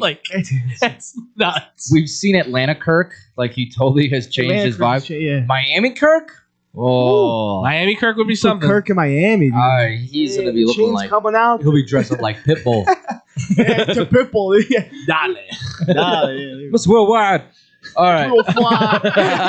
Mr. Worldwide with 305. Oh, my God. All right. When we come back, one more segment to go. We are going to break down week 10 of college football. Some good, some bad, some. But we're going to talk about that next here on Blow the Whistle on SportsTownChicago.com. I sound a little cocky, but I think we're legends in Chicago. We really are. SportsTownChicago.com. We're all looking to save $1 these days, right? Well, Pino's On Man is the perfect spot for pizza lovers with the $10 and under menu that'll make your taste buds and your wallet happy. Fried chicken sandwiches, just $6. It's so good I had to start working it just to eat it every day. That's not all. Grab 2 large one-topping pizzas with extra cheesy goodness and a 2-liter soda for just $26.30. Plus, order online and get 5% off exclusive deals. Family owned and operated for 30 years, open 7 days a week, and until 1 a.m. on Fridays and Saturdays. Check them out on the corner of North Main and Willoughby. Pino's On Man. Oh my God, I need some Pookie's crack cake. Pookie's crack cakes. Yeah, girl. You ain't never heard about the best crack cakes in Chicago. They're right there in the Bronzeville area, right at 105 East 47th Street. They're moist, delicious, premium homemade cakes made fresh daily. One bite and you're addicted. They got the caramel cake, butter pecan praline, and red velvet. Ooh, and don't forget the strawberry lemonade and a chocolate Oreo dream. They're open Wednesday through Saturdays, 11 to 6 p.m. Sundays, 11 a.m. to 4 p.m. And they're closed Mondays and Tuesdays. Early arrival is highly recommended. First come, first serve. They give out tickets at 10 a.m. Just mention you heard it right here on Real Girl Talk Radio, and you'll get a free butter cookie with your purchase. Make sure you follow them on Instagram and Facebook at Pookie's Crack Cakes. Girl, where you going? I gotta go get my crack cake. Let's go. Looking for a great bargain? Want to find cool collectibles? Need to get fresh fruit and vegetables for the family? Come on down to Swaparama. 3 great locations, 42nd and Ashland in Chicago, Melrose Park, and Alpha, with hundreds of indoor and outdoor vendors selling clothing, tools, electronics, and much, much more. Have stuff for sale? Become a Swaparama vendor and turn your hidden treasure into cash. Visit their website for market days, hours, and vendor information. Go to swap-o-rama.com. Swaparama, the first name in flea markets. There's only one place to watch your favorite sports team and have mouth-watering pizza. Come on down to Moretti's Pizzeria, where you can get a pizza for half the price every Tuesday. Try out our delicious varieties of pizza, sandwiches, and much more. I don't know about you, but a gooey mac and cheese pizza with a size of cheesy mozzarella sticks and watching sports sounds like paradise to me. Stop by at one of our 12 locations near you. We're open 7 days a week, anywhere from 10:30 a.m. to midnight. Visit our website, Moretti'sRestaurants.com, for delivery, catering, and even private parties. Moretti's, we bring the fun. Get money for that old car sitting in your driveway today. No more insurance payments. No more playing taxi for your friends and your family. More room in your garage with Winning Auto Wrecker. Winning Auto Wrecker comes directly to you and takes that problem car away and off your hands. Call anytime, day or night at 888-555-0910. Or go to winningautorex.com and we will take that junk off your hands in no time. You win, we win with Winning Auto Wreckers.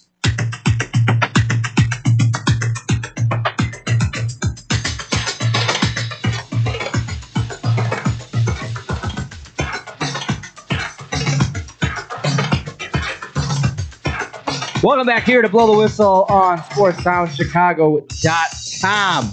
Tyler, Andrew, Frankie, here with you on this marvelous Monday. A football Monday is what we're going to call it. Victory Monday. Victory Monday. Oh, we need victory check. Oh, I got to see, hopefully, before I buy food at the downtown when I go to work later, there's supposed to be victory chicken. But the last time there was victory chicken, it wasn't enough. I was very sad. I was very sad. Very sad. But that sucks. Before I buy food, because I was like, I bought food and I was like, oh, there's victory chicken. I'm like, damn it. And then I got there, I'm like, oh, it's gone. So I'm like, thank God I bought food. There you go. So I'm going to make sure this time If there's enough chicken, Yeah. then Tyler can eat. Tyler can eat. Tyler needs nummies. I need nummies. Man. Nummies. I gotta get big and strong. I like nummies. I like nummies. All right, let's go through this NFL Week 10 slate. Let's start it off with the early game of Ohio State and Penn State. David FaceTimed me, getting a little too excited. You get a little excited. Yeah, I mean, it was a 14-10 game. Good game, yeah. At the half between Penn State. Let's see. Yeah, there was. Or no, what the hell am I saying? 17-14 at the half. I'm sorry. Yeah, I didn't see that touchdown early from Ohio State. Only up 3, yeah. But then it went downhill from there. Which Cornell Tate is a dog. He is a dog. Like Double D said. He popped off. This team is as close to What'd perfect. you say in the chat, dude? I didn't say anything in the chat. There's Ohio except State, for- a pile of crap. Yeah, I just quoted Moneyball. There's Ohio State. There's 30 feet of crud, and then there's the rest of college football. Yeah. Because I don't know how you stop this team. I don't know see either. a flaw with them other than the running game, and they've got a freshman who's starting to find it. Yeah. That is it. That's the only thing, because Sane throws the ball perfectly, throws it on time. Jeremiah Smith is always in the vicinity, always gets open. Cornell Tate is fast enough to beat any DB. The defense slams everybody in the head, and those DBs can cover just about anyone in the country. Yeah, Caleb Downs is And he probably should have been ejected from the game for the targeting hit that I don't know how that wasn't called. That should have been targeting, but he got lucky. But I mean, he's the god DB. Where they have the god receiver, they have the god DB who can cover anybody. I'm still like right now. I mean, they are proving themselves that they are elite above everyone else. Yeah, I just still think it's gonna catch up to him. I don't know because. I mean, I think Julian Saint is playing great. He's playing good, but I mean, have they gone up against outside of Texas, which they still looked good against that Texas defense, but other than that, like outside like defenses, yeah, they haven't really played anyone that great. And in Penn State, I think they just fell apart. So I'm still I mean, the same thing is said for Indiana too, I think. But well, they beat Oregon. And Right. They smacked Oregon, and I thought Oregon was the best team in college football at the time. Yeah, and that's fair. All overall balanced with offense, defense, Yeah. even special teams. To me, I still like Indiana the most. But I think this is going to be a fun Big Ten championship between these teams. Oh yeah, I think that I'll explain it here from my perspective. Oh, yeah. I think a lot of people like Kurt Cignetti as the coach for Indiana. Player for player basis, Ohio State blows Indiana out of the water. Like I'm sorry, like they do. Like other than Fernando Mendoza and Julian Saint, that might be a maybe even matchup, maybe. Yeah. But on a receiver level, offensive line level, defensive level, like that, like they get cleaned out. Like Indiana has a defense that together as a team they can make plays. Mm-hmm. Ohio State's got Orville Reese, who by himself can just destroy a team. But then you add on Sonny Styles, Kenyatta Jackson, Curry, Downs, Sanchez. Like they load everything up. Yeah. Like I think Cignetti, yes, is a better coach than Ryan Day. Yeah. But Ryan Day doesn't have to coach because he's coaching the coaches who are coaching the players. Yeah. But see, Ryan Day's got his kryptonite with Michigan. I don't think that's going to be a problem this year. This year, I don't think so. This is where Michigan he'll finally get his first win. He puts on like 65 on them because he's like, yeah, we could put the throttle. Oh, we could take it off the throttle. I'm going to keep my foot down though, and we're going to make sure they go from blue to purple to indigo to violet to rainbow. We're going to make him change. Like he is out. They're clearly out for blood. I find it hard to say that Indiana, yes, might have the blueprint because Kurt Cignetti's he's the godfather of college football. Mm-hmm. Best coach I would say right now, coaching wise, anything. But that team, it's just on an athlete for athlete basis. I don't know who matches up with them. There's maybe a few teams that can, but it's hard. So I got something funny to say because I said this to my brother. I didn't realize that Kurt Cignetti was under the Saban tree. Yeah, I kind of totally forgot about that. Yeah, he is. So I told my He's brother. one of the odd men out. So everyone, all these guys like Lanning, Kirby, Lanning. All these guys Kiffin. Kirby Smart. I said that Nick Saban is pretty much the Nick Cannon of college football. Nick Cannon, there you go. He's breeding all sorts of people. Yeah, like, come on. That's true. So he's anyway, the Antonio Cromartie of college football. Antonio Cromartie. There you go.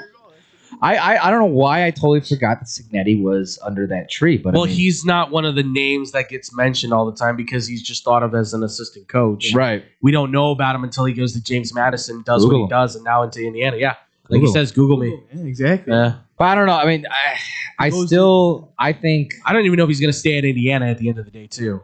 He just signed that contract. He did, but my thinking is you sign the contract, you stay till year 4, see where Indiana's at, and then if a job then opens up eventually. somewhere else, you're going. He'll Because finish out. as much as you'd like to say he can get Indiana to that level, let's be honest, is every top recruit looking at Indiana? I know he just said something like, I don't look for every star.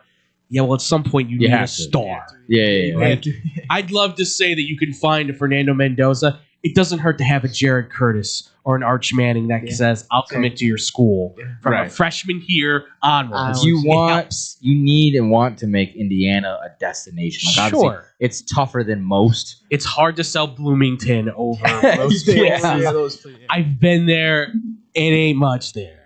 But Especially from a football recruit, not like a But I give him basketball props. easy. They are Indiana. give- Basketball. It's a basketball school, yeah. But I give him props. He's given that program a life. Yeah. He gives every program a life. As He soon does. as he steps into it. Yeah, it's I mean, JMU, man. I Yeah. mean, that Yeah. was the fun.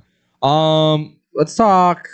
What's on? The one that I loved the most, the Texas Vanderbilt game. Oh my god! I was hated watching- it, but I loved it because What a Vandy shootout. fought back. Like, they were down. That's that pass was big. unacceptable. That tight end in the corner. Yeah. That's Eli Stowers, dude. Stowers. That I'm catch, telling you, man. that was unacceptable. Broken coverage. Dude. I mean, That- the safeties are coming in. that was kid awful. is He is special. stud. He is special. I That- wasn't sure about with his built of what kind of tight end he could be, but he's thin. he He's might like- be. He could turn to a wide receiver. He He's could. like the Kyle Pitts fit or like built. He's not as heavy as Pitts because he's 225, so he's an easy convert. He's just a dude. He reminds me a lot of what was his name from the Bills, Andre Reed. Andre Reed. Because he came from Kutztown as a tight end. He was undersized for tight end, though, obviously in the NFL. Became a receiver at that level and just took over. And I think Stowers can be that guy. But this was the best I've seen Pavia as a quarterback. Yeah. Like that's Passing-wise, that's an absolutely. elite defense that you just beat throwing that ball down the field. Yeah. 365, 3 touchdowns. Yeah. I mean, It's unbelievable. that's a Unfortunately, fantastic- on the other side was another guy that was playing just as elite. Arch. yeah, Arch. I Like, mean, this was such a good Past game. 2 weeks. this game was awesome, and then we talked about it, but the The onside kick. onside kick, That it was sucks. That was right brutal. there. That It was was brutal. right He had there. the ball in his feet were out of bounds. That would have been. This is Awful. this is nuts that this might have been the best SEC game I've watched, Yeah. and it was Texas Vanderbilt. Texas Vandy, dude. Who would have thought? I didn't would've see thought- this. I wouldn't even say 5. I wouldn't say like 5-10 years ago. You tell me about this matchup. Oh, you tell anybody last year. I You would have been tell, like, you tell anybody, hey, Vanderbilt, by the way, they're only going to be a 2-loss team going into week 11, and they just almost beat Texas. Everyone would be like, you're crazy. How much you been drinking? Like, right? yeah. But no, that was a great game. I mean, I loved every minute of Unbelievable. it. Diego Fantastic. Pavia. dude. I I'm love still loving. I'm such a Vandy lover right now. I mean, I'm kind of rooting for them now. Commodores, baby, they're doing it. Clark Lee is doing a great job down there. He is. I mean, and he's not leaving Vanderbilt. No, No, I don't that's think his so. alma mater. I Yeah. think he wants to build that. He thing brought into- his colleague in yeah. to be the GM. What he's doing this year too alone. Yeah, I mean, It's and incredible. we talked about it. The number one quarterback for this Went upcoming for a class. visit. I think he's considering. And you said he's a Tennessee. He's a kid? Tennessee kid. He's from Nashville. I mean, So the stars could align, but it also says to me like he could just easily just go, yeah, no Georgia. yeah, exactly. Yeah, Like that, like that's the thing. Like you are already committed to a top program, and I mean, they did You it wanna with pass up on Raiola. his They did it with Raiola. yeah, yeah, I'm they just did. saying. They did. We'll talk about Raiola in a second. You got to get to the you got to get to the parents, folks. You got to get to the parents. Exactly. Yeah, you gotta get them on the good side. Yeah.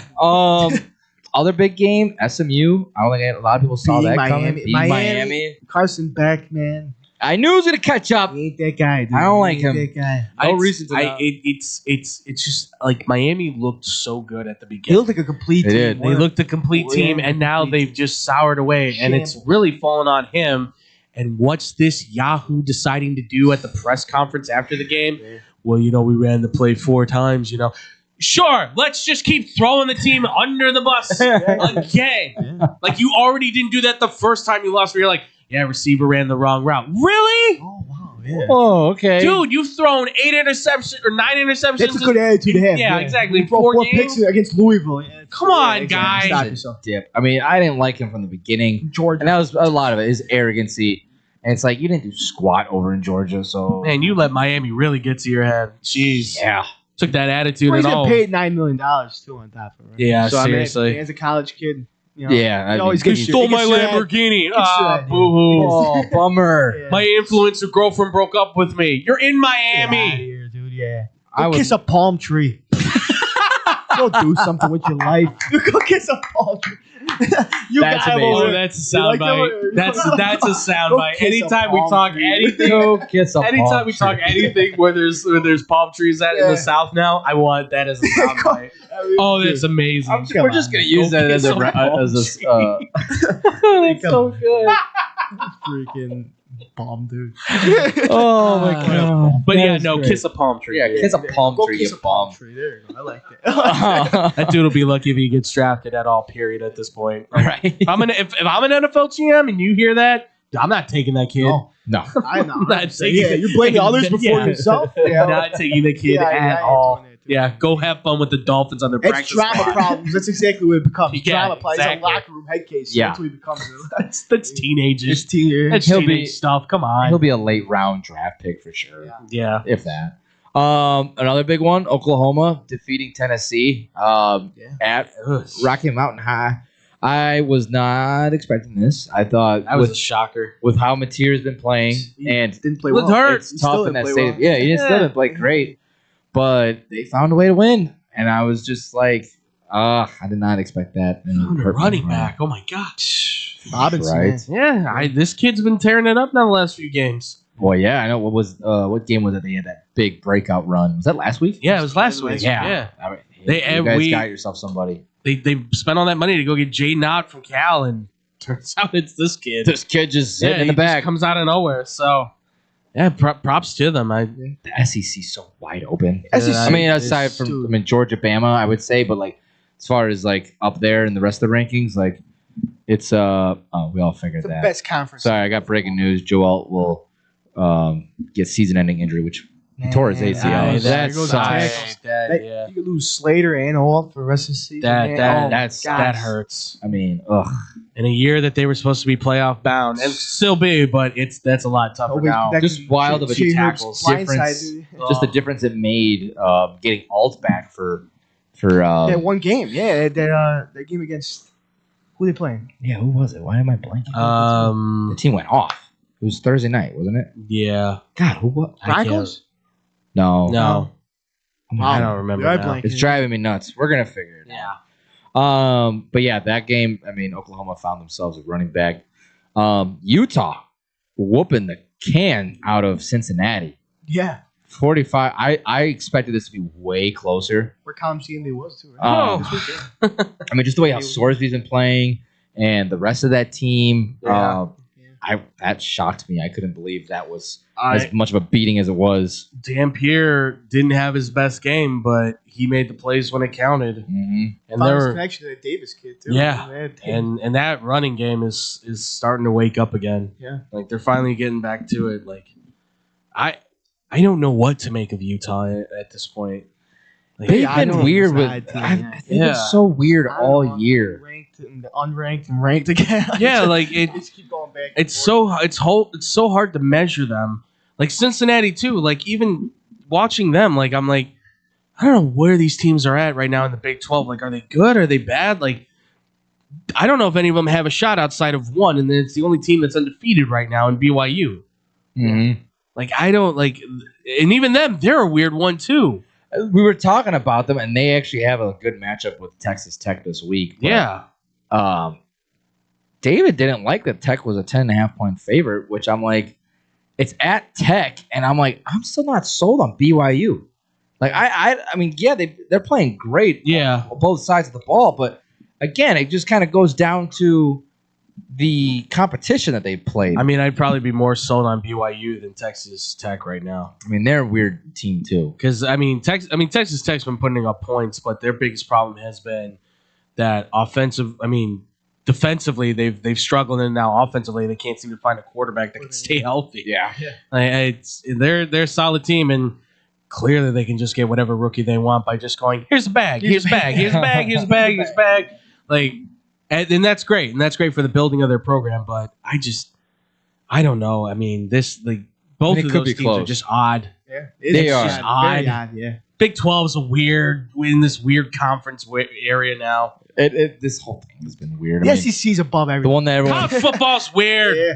Georgia Tech losing too. Georgia Tech losing. I saw this losing to possibly NC State at home. I mean, they were saying that on game day, like that was one of the most. That was probably one of the. Well, I said that on Friday I said this because it's like, look, people were like, why would I got emails back going, really? You think NC State's going to hang with Georgia Tech? I'm like, look, there's a good possibility that if Georgia Tech does not play well against them, that NC State could just find a way to blow the game open, and that's what happened. 48-36. That was. I mean, I figured throughout the weeks, Georgia Tech looked like they were starting to lose a little more of their oomph. Yeah. From where they started, like at first they looked scary. Like, this is.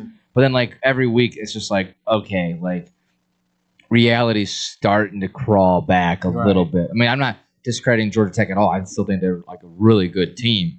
Yeah. It's just this was not the game that I thought that they were going to blow it. Oh. I thought it would be more of against a ranked team. Listen, when your quarterback puts up over 500 yards of offense and 4 touchdowns, 48. But your defense gives up 48. Like that's not like you let the running back Scott go for almost 200 yards rushing. Yeah, unacceptable. Like C.J. Bailey, a guy who me and David have told people like this kid's got something there. He can play. He just had, I think, a breakout game where you can see like, okay, NC State's got a quarterback now. Yeah, like this shows that NC State's got pieces there. You just have to keep them and stop them from transferring. That's been their biggest Achilles heel so far. But I would still say even after this loss, Haynes King, I'd put him in the top 3 for Heisman right now. Just so weird to say for a Georgia Tech quarterback. I know. I'm not supposed to say that. I just don't think Georgia Tech. I don't think he's getting enough credit though. I mean, that's the thing. I mean, he's been balling all year. He's like Tim Tebow, but with accuracy. Like he's so tough. He just run like I've only seen a few quarterbacks who are like, I'm gonna go head first into the offensive line and defensive line. It's like, what? No, don't do that. You get hurt. And he's like, I'm doing it. It's like, oh my God. I don't want to use my head. Yeah. Well, if I were Jimbo Fisher, I'd be kicking myself right now. Yeah. That was your meal ticket that just walked out the door. Mm-hmm. Boy, that's what you get. You wanted Connor Wegman. Who left? The Chargers thing we were looking for in Minnesota. They were playing. What? The Chargers. That was right. Okay. Yeah, they blew out Minnesota on Thursday Night Football. Yeah, because Carson Wentz got his ass kicked. Poor guy. Yeah, well, that's when he's literally walking with like a limp shoulder. God. He put the biggest brace on him in the middle of the game. Yeah, seriously. Bionic arm. Yeah. Was there any other games here before I guess we'll go to Nebraska? I mean, we kind of have to talk about it. No, we are, but was there any other games that kind of grabbed you guys' attention throughout the week? I'll just mention, I think South Carolina might be in some trouble to lose some recruits and maybe lose some guys to transfer because, and I don't think Shane Beamer's a bad coach, but I just think that in terms of his team right now in South Carolina, they're missing something. It might just be the running back situation because I know they haven't figured that out. It might be the fact that they only have one receiver right now, but I think he's in danger of possibly losing Sellers, Stewart, all these guys that they've been able to cultivate could be gone now. I know. I mean, now you're 3-6. I mean, it's a shame with the Lenore Sellers. I really thought that South Carolina was going to be a team to deal with in the SEC, but it looked like it at the beginning, but they are not doing that. Wow, all their losses were from the SEC. That's crazy. Sucks. And then that's the thing. Lenore Sellers, I'm starting to get worried that he's entering the Anthony Richardson. I'm not saying he is going to be Anthony Richardson, but that territory of you're banking on his potential, not so much what you've seen thus far. Right. Yeah. I'm afraid that that's what's happening with him right now. Which blows my mind because he was one of my favorites going into this year. Yeah, he was favored, I think, in some full dual threat type of quarterback. Lee Corso said, Coach Corso said. Yeah, I know. He's got to win the Heisman this year. I mean, he felt like he was going to be Tim Tebow because he's got the size and everything, and he's accurate with his throw. And then all of a sudden, I'm like, no, I think it's this kid from it's the kid from Georgia Tech, and that's just weird to say. Yeah. All right. Georgia, Florida also surprised me. Only winning by 4. Yeah, I was about to say you that. You did it, Scotty. You got an offense. I know. I was wondering if this would be one of those weird games where Florida at the Swamp was just gonna without Napier. Now they had the bye.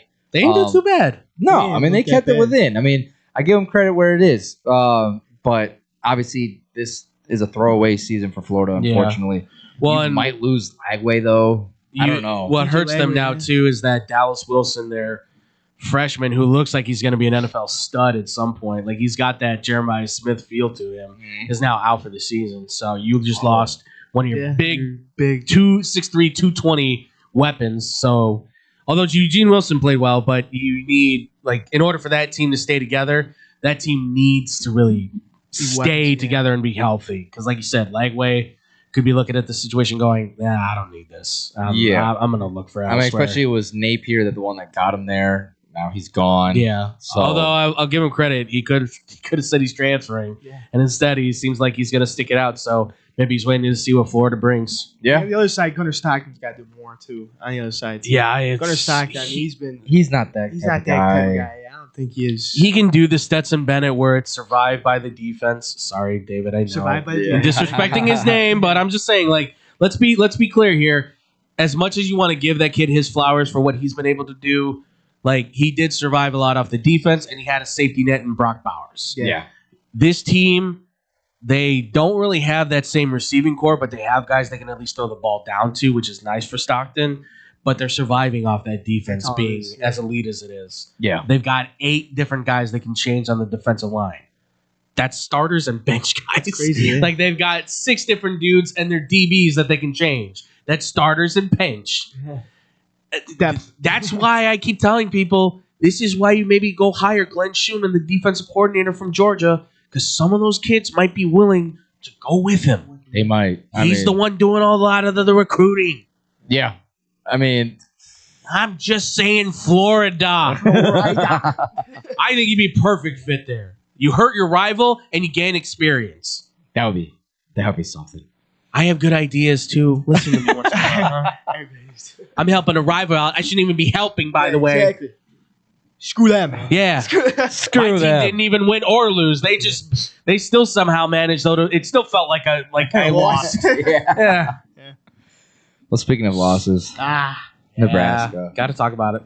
Yeah, I mean, I don't even know what to say out of that. Listen, I mean, hard. They fought hard. I gotta give them credit where that whole first half, jerseys looked nice too. The field looked nice. Yeah, man. I mean, everything. Lincoln at night is a good spot. It is. I haven't gone to a night at Lincoln game at night. It was in the middle of the day, but this is where I'm like, do I like the Matt Rule extension? Yeah, I still do. It's just these games like this against ranked teams, especially Big Ten opponents. It's like some of his decision making is just very questionable. Yeah, you're bringing the guys. You're bringing guys into this organization. You're getting people to buy into Nebraska being a true. I mean, they are a blue blood type of school. They just have not been that way in a while. Right. And you're getting them buy-in and bringing a winning culture back to Lincoln. It's just when the games matter the most is when they struggle. That's the big problem they have. My biggest issue was you have a beast of a running back, Emmett Johnson, and I missed parts of the game, but where I saw, then I looked back was where I think it was 4th and 1, 4th and 2, I don't know, and you should have just ran the ball. You were running all over this defense, and you decided, I think they were going to, and they called timeout. Then they decided to go for the field goal, then they missed the field goal. And it's like, I'm sorry, but your kicker's not that good. Like, he's not great. you should. The run game was working so well. You know where your bread's buttered at. This is where you had to be aggressive. Yeah. You had to be aggressive. You are showcasing these black uniforms, doing the black field. You just got your extension. You told all the people, like, I'm not going to Penn State. I'm sticking to Nebraska. Yeah. This should have been a complete boost. And that would have, to me, could have factored the ending of this game for sure. Don't change Absolutely. way broke, dude. If you're running all over these guys, why are you? Yeah, exactly. Seriously. I mean, 165 yards on the ground. On the ground, yeah. Averaging almost 6 yards a carry. Like, you should have just relied on him. Yeah. Granted, he was also part of the reason why they lost the game. But, Right, yeah, of course. But you already had him carrying like. I mean, this was a Nebraska. This felt like Nebraska, like corn-fed, like, backbone, like run the ball, play. 'Cause that defense was lights out. You took down. You saw that defense. They went out and they shut down Jordan Mayava. They made Mekhi Lemon and Jacoby Lane look like average receiver. Like, it was the number 1 passing offense against the number 2 passing defense. Yeah, like that. Marshall had that great interception. Like, they had a lot of opportunities there. Obviously, yes, Raiola going out. Yeah, that was the hurt. That was the one that hurt them. Obviously, he was struggling himself too. Yeah, because that's a solid defense he's playing against at USC. Yeah, they were getting after him, but like you said though, you on those moments where you need to go for it, just hammer it. Just go. Like, and this is where part the Red Sea. That's when, Literally, that's big when red. Get too cute, dude. That's what it is. Like, this is where like Signetti, Dan Lanning, like all these. Lane Kiffin, Lane Kiffin-ish, but like as far as these, 50-50 with him because he might be like throw an option play out to the tight end. As far as like inches.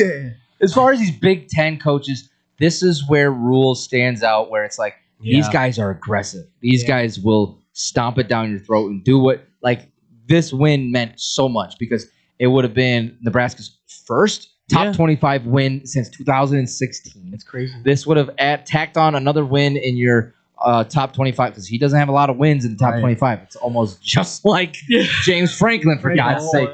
But this would have put you in the rankings. You could have been in playoff contention. But now, I mean, at 6-3, and now with Raiola out, I mean, at least being 7-2 would have put you back in the top 25. Would have put you in the possibility of making a college football playoff appearance. But then you got to rely on TJ Lateef, which, again, now for me, when the remainder schedule, you got UCLA this Saturday, and then Penn State. Supposed to be a blowout, but now. And I mean, now it's going to be a close game. You guys have fun in your backup bowl. Backup bowl. But I mean, the thing I've seen a lot of good things from this freshman Lateef. I'm not saying that he's going to win them out. I think he gives you a decent chance. Yeah, he's an athlete. He's fast, extend plays, decent arm. Like he is in a lot of respects. He's got Adrian Martinez to him. Yeah, can move, play the option with him. So I think, and honestly, that could get you wins. Like, limit the passes, let Emmett Johnson go up the middle, play with your other running backs too. That you've got some speed on the outside. Use your wide receivers, like use Hunter, use Key as those short pass kind of breakouts. Like, there's a way for Nebraska to come out of this and still maybe have a winning season of 9-3, maybe even still come out of it at 10-2. Realistically, you never know. Penn State and Iowa. They should. Iowa's going to be tough. I mean, it's going to be in Iowa too. Right? Expect that to hit the under on that one. They're a whole Slam the under on that game. But again, if you just lean on Johnson to lead the charge, a few passes here and there, I don't see why with this defense you can't come out of it still with winning most of your games, winning maybe all your games from here on out. A 9-3 record to me is gonna, like in the regular season. Obviously, they are bowl eligible, so they'll make a bowl game, which is great. 2 years in a row, I haven't seen that in a long time. It's been a while. But my biggest thing, the way I put more of the blame on Matt Rule, unfortunately, for this game. Your offense did enough to keep like you did. You were in the fight. You were there with them, tick for tack. You got to be aggressive. Man. I mean, your identity was the run game, and you moved away from it. Yeah, important time. That's what it was. You can't do that. I mean, this kid could easily rush for 200 yards any other game. And this could have been this game. Yeah, play hard-nosed football sometimes. Don't get cute. Yeah. This kid has a legitimate shot of going in for the Doak Walker at the end of the year.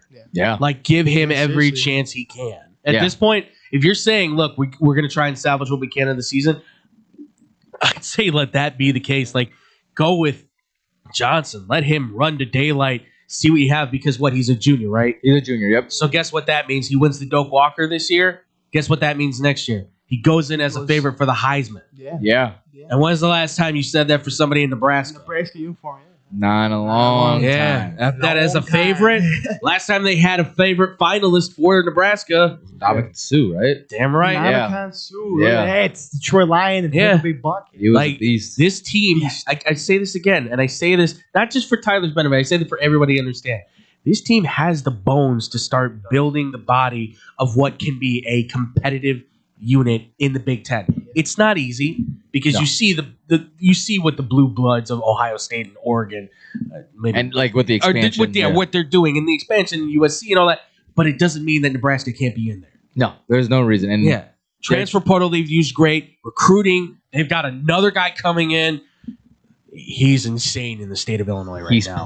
He's playing against my old high school in the playoffs. Awesome. He's I RIP to your school, by the way. Just saying. Oh man, what is that? A Saturday? I might try to go to that game. Maybe. I don't know. I have to check. I'm gonna try to see if I can catch that game, maybe, because I want to see Trey Taylor. St. Charles North. Oh, nice. Yeah. St. Charles Catholic school.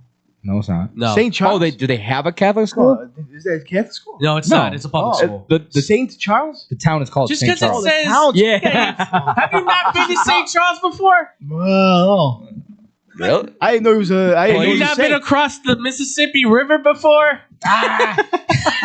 Not a big Mississippi guy. Not every. I know Mississippi River's not Mississippi, but I know that. So that. I'm sorry. This is the open. This is the open. This is great. I ain't driving by the Mississippi. I've never been around. The Okay, no. Okay. St. Charles is just. I know it's not Mississippi, so No. It's just it's not Catholic. I know it's not. I thought it was Catholic. Oh, okay. No, that's okay. Oh, I saw St. Charles over there. You know, St. Patrick. I went to St. Pat's. It's like talking with like my grandfather. He's like, I don't go anywhere past the state line. I don't For the longest time, he was just like, we're never going past Illinois. Oh my God. That was good, Frankie. That was Holy that was But no, God, yeah, they're public school. Yeah. No Catholic. No, They yeah.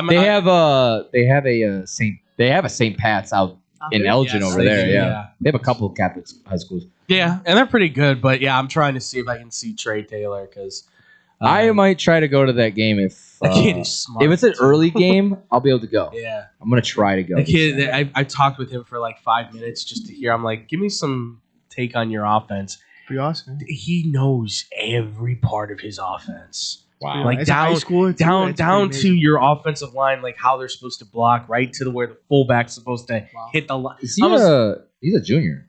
He's a Yeah, junior. high school? In high school. Because I'm like, he's a 27 commit. Yeah. I know that. He's going to Nebraska as of right now. He's supposed to go to Illinois, but he was like, I don't think. Yeah.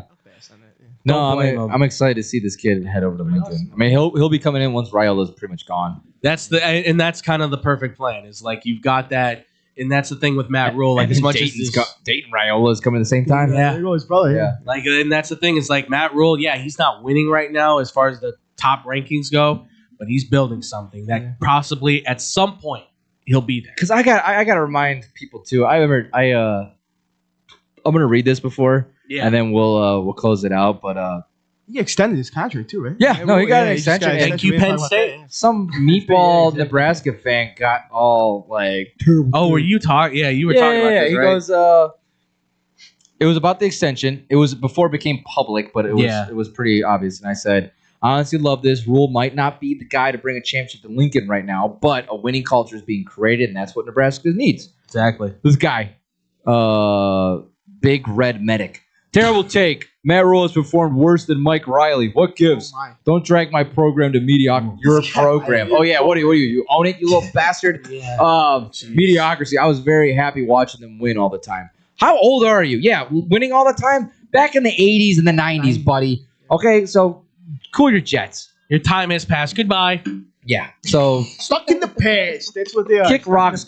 Go hug a palm tree or whatever you said. Yeah. Kiss a palm Kiss tree. a palm tree, you bum. Go kiss a corn on the cob. But no, people got to understand. Nebraska's got something being built. Yeah. And now you It's got gonna take time. It's not going to grow overnight. Yeah. That's what I hate about being a Bears fan and Nebraska fan because the fan base is Oh just- yeah. Like ironically, it's both just of them. it's college in general now because of NIL and transfer Yeah. portal. There is the ideology that now you can speed up your program, which you can, but the long-term success is built within recruiting, right, from high school. Transfer. I mean, look at what's happening. I wanted to talk about it, but obviously, in the limited time we have, Colorado right now, you can see like Deion's tried with the transfer thing. And that's the side of like this isn't going to work unless you can get the recruits. You've got Julian Lewis, fine. You named him your starter, great. You've got Seaton as your left tackle. He was great as a freshman. He's been great this year. But those are two guys you need more. Yeah, and he hasn't been able to get those guys to commit to the school. Right. He just keeps going for transfers, and you can survive that way for a little bit of time. But long term, you need to get the high school recruits to say, "I'm in. I'm with your program." That's how you see the dynasties of Bama, or you see the dynasties of Ohio State, or you see any of these kind of big names that win over and over and over and over and over again. You survive off of recruiting the high school kids, or you survive off of the transfers. You live long term off your high school recruits. Exactly. You gotta be able to recruit other than your son. Yeah. That bring in family. You gotta your be nepotism outside. Get outside. cannot be a flagrant like, oh, this is what we're doing. And this guy built a staff with Warren Sapp as his D-line coach. I mean, this guy's got legends on his staff. That's the other Warren thing I got a problem with too. You're bringing in guys, legends, Hall of Famers. You're bringing in legends and Hall of Famers, but they're all based in where? Florida. Yeah. You're all from Florida. You all lived and grew up in Florida. You're in Colorado. Different. If he would have said yes to that South Florida job when he was up for it, this probably would be where South Florida is at right now. Maybe. I don't know. But it feels like it would work still. Meanwhile, he's getting embarrassed. You know why? Because Golish is just like, I know what I have to do. Hey, anybody in Florida want to come play in South Florida? Yeah. We'll give you some money, and oh, by the way, you can stay home. And Yeah. every kid's going, yeah, man, if I can't go to Miami and Florida State, I'm going to South Florida. I'm going to Central Florida. I'm going where I know I can stay home. Yeah, exactly. That's perfect. Yeah. Come on, Deion. Deion, it ain't that hard, pal. Here's a tip to note. If you can't be the top recruiter in your own state, That's a problem. yeah. You got Days are numbered, homie. you got more. Hope you like problems to deal with. commentary. Peace. All right. I think let's end off that. That's great. That is going to do it for this Monday's episode of Blow the Whistle. Thank you to everyone who tuned in. If you didn't, Frank will have these podcasted tomorrow morning, 9 a.m. Sure. Oh, yeah, you won't. You guys can do it now. I could always do it You guys do after. it. Yeah, just remind I me. hope where you it's guys, in your by the folder. way, liked our ventriloquism act where we're just all stuck in one spot. Yeah. But we're still talking and you can't see our mouths move. It's good for radio. Yeah, exactly. Because We're on radio. I like the ventriloquism. Everyone, but by the way, thanks for tuning in, listening in. We'll be back here on Wednesday, same bad time, same bat channel. Yes, sir. For myself, Tyler Butterball Beautiful. Andrew Pepe Valentin. Frankie Chicken Placenta Oliveira. Everyone stay positive, be positive, surround yourself with positivity, and positive things will happen to you. And we'll see you on Wednesday. Have a great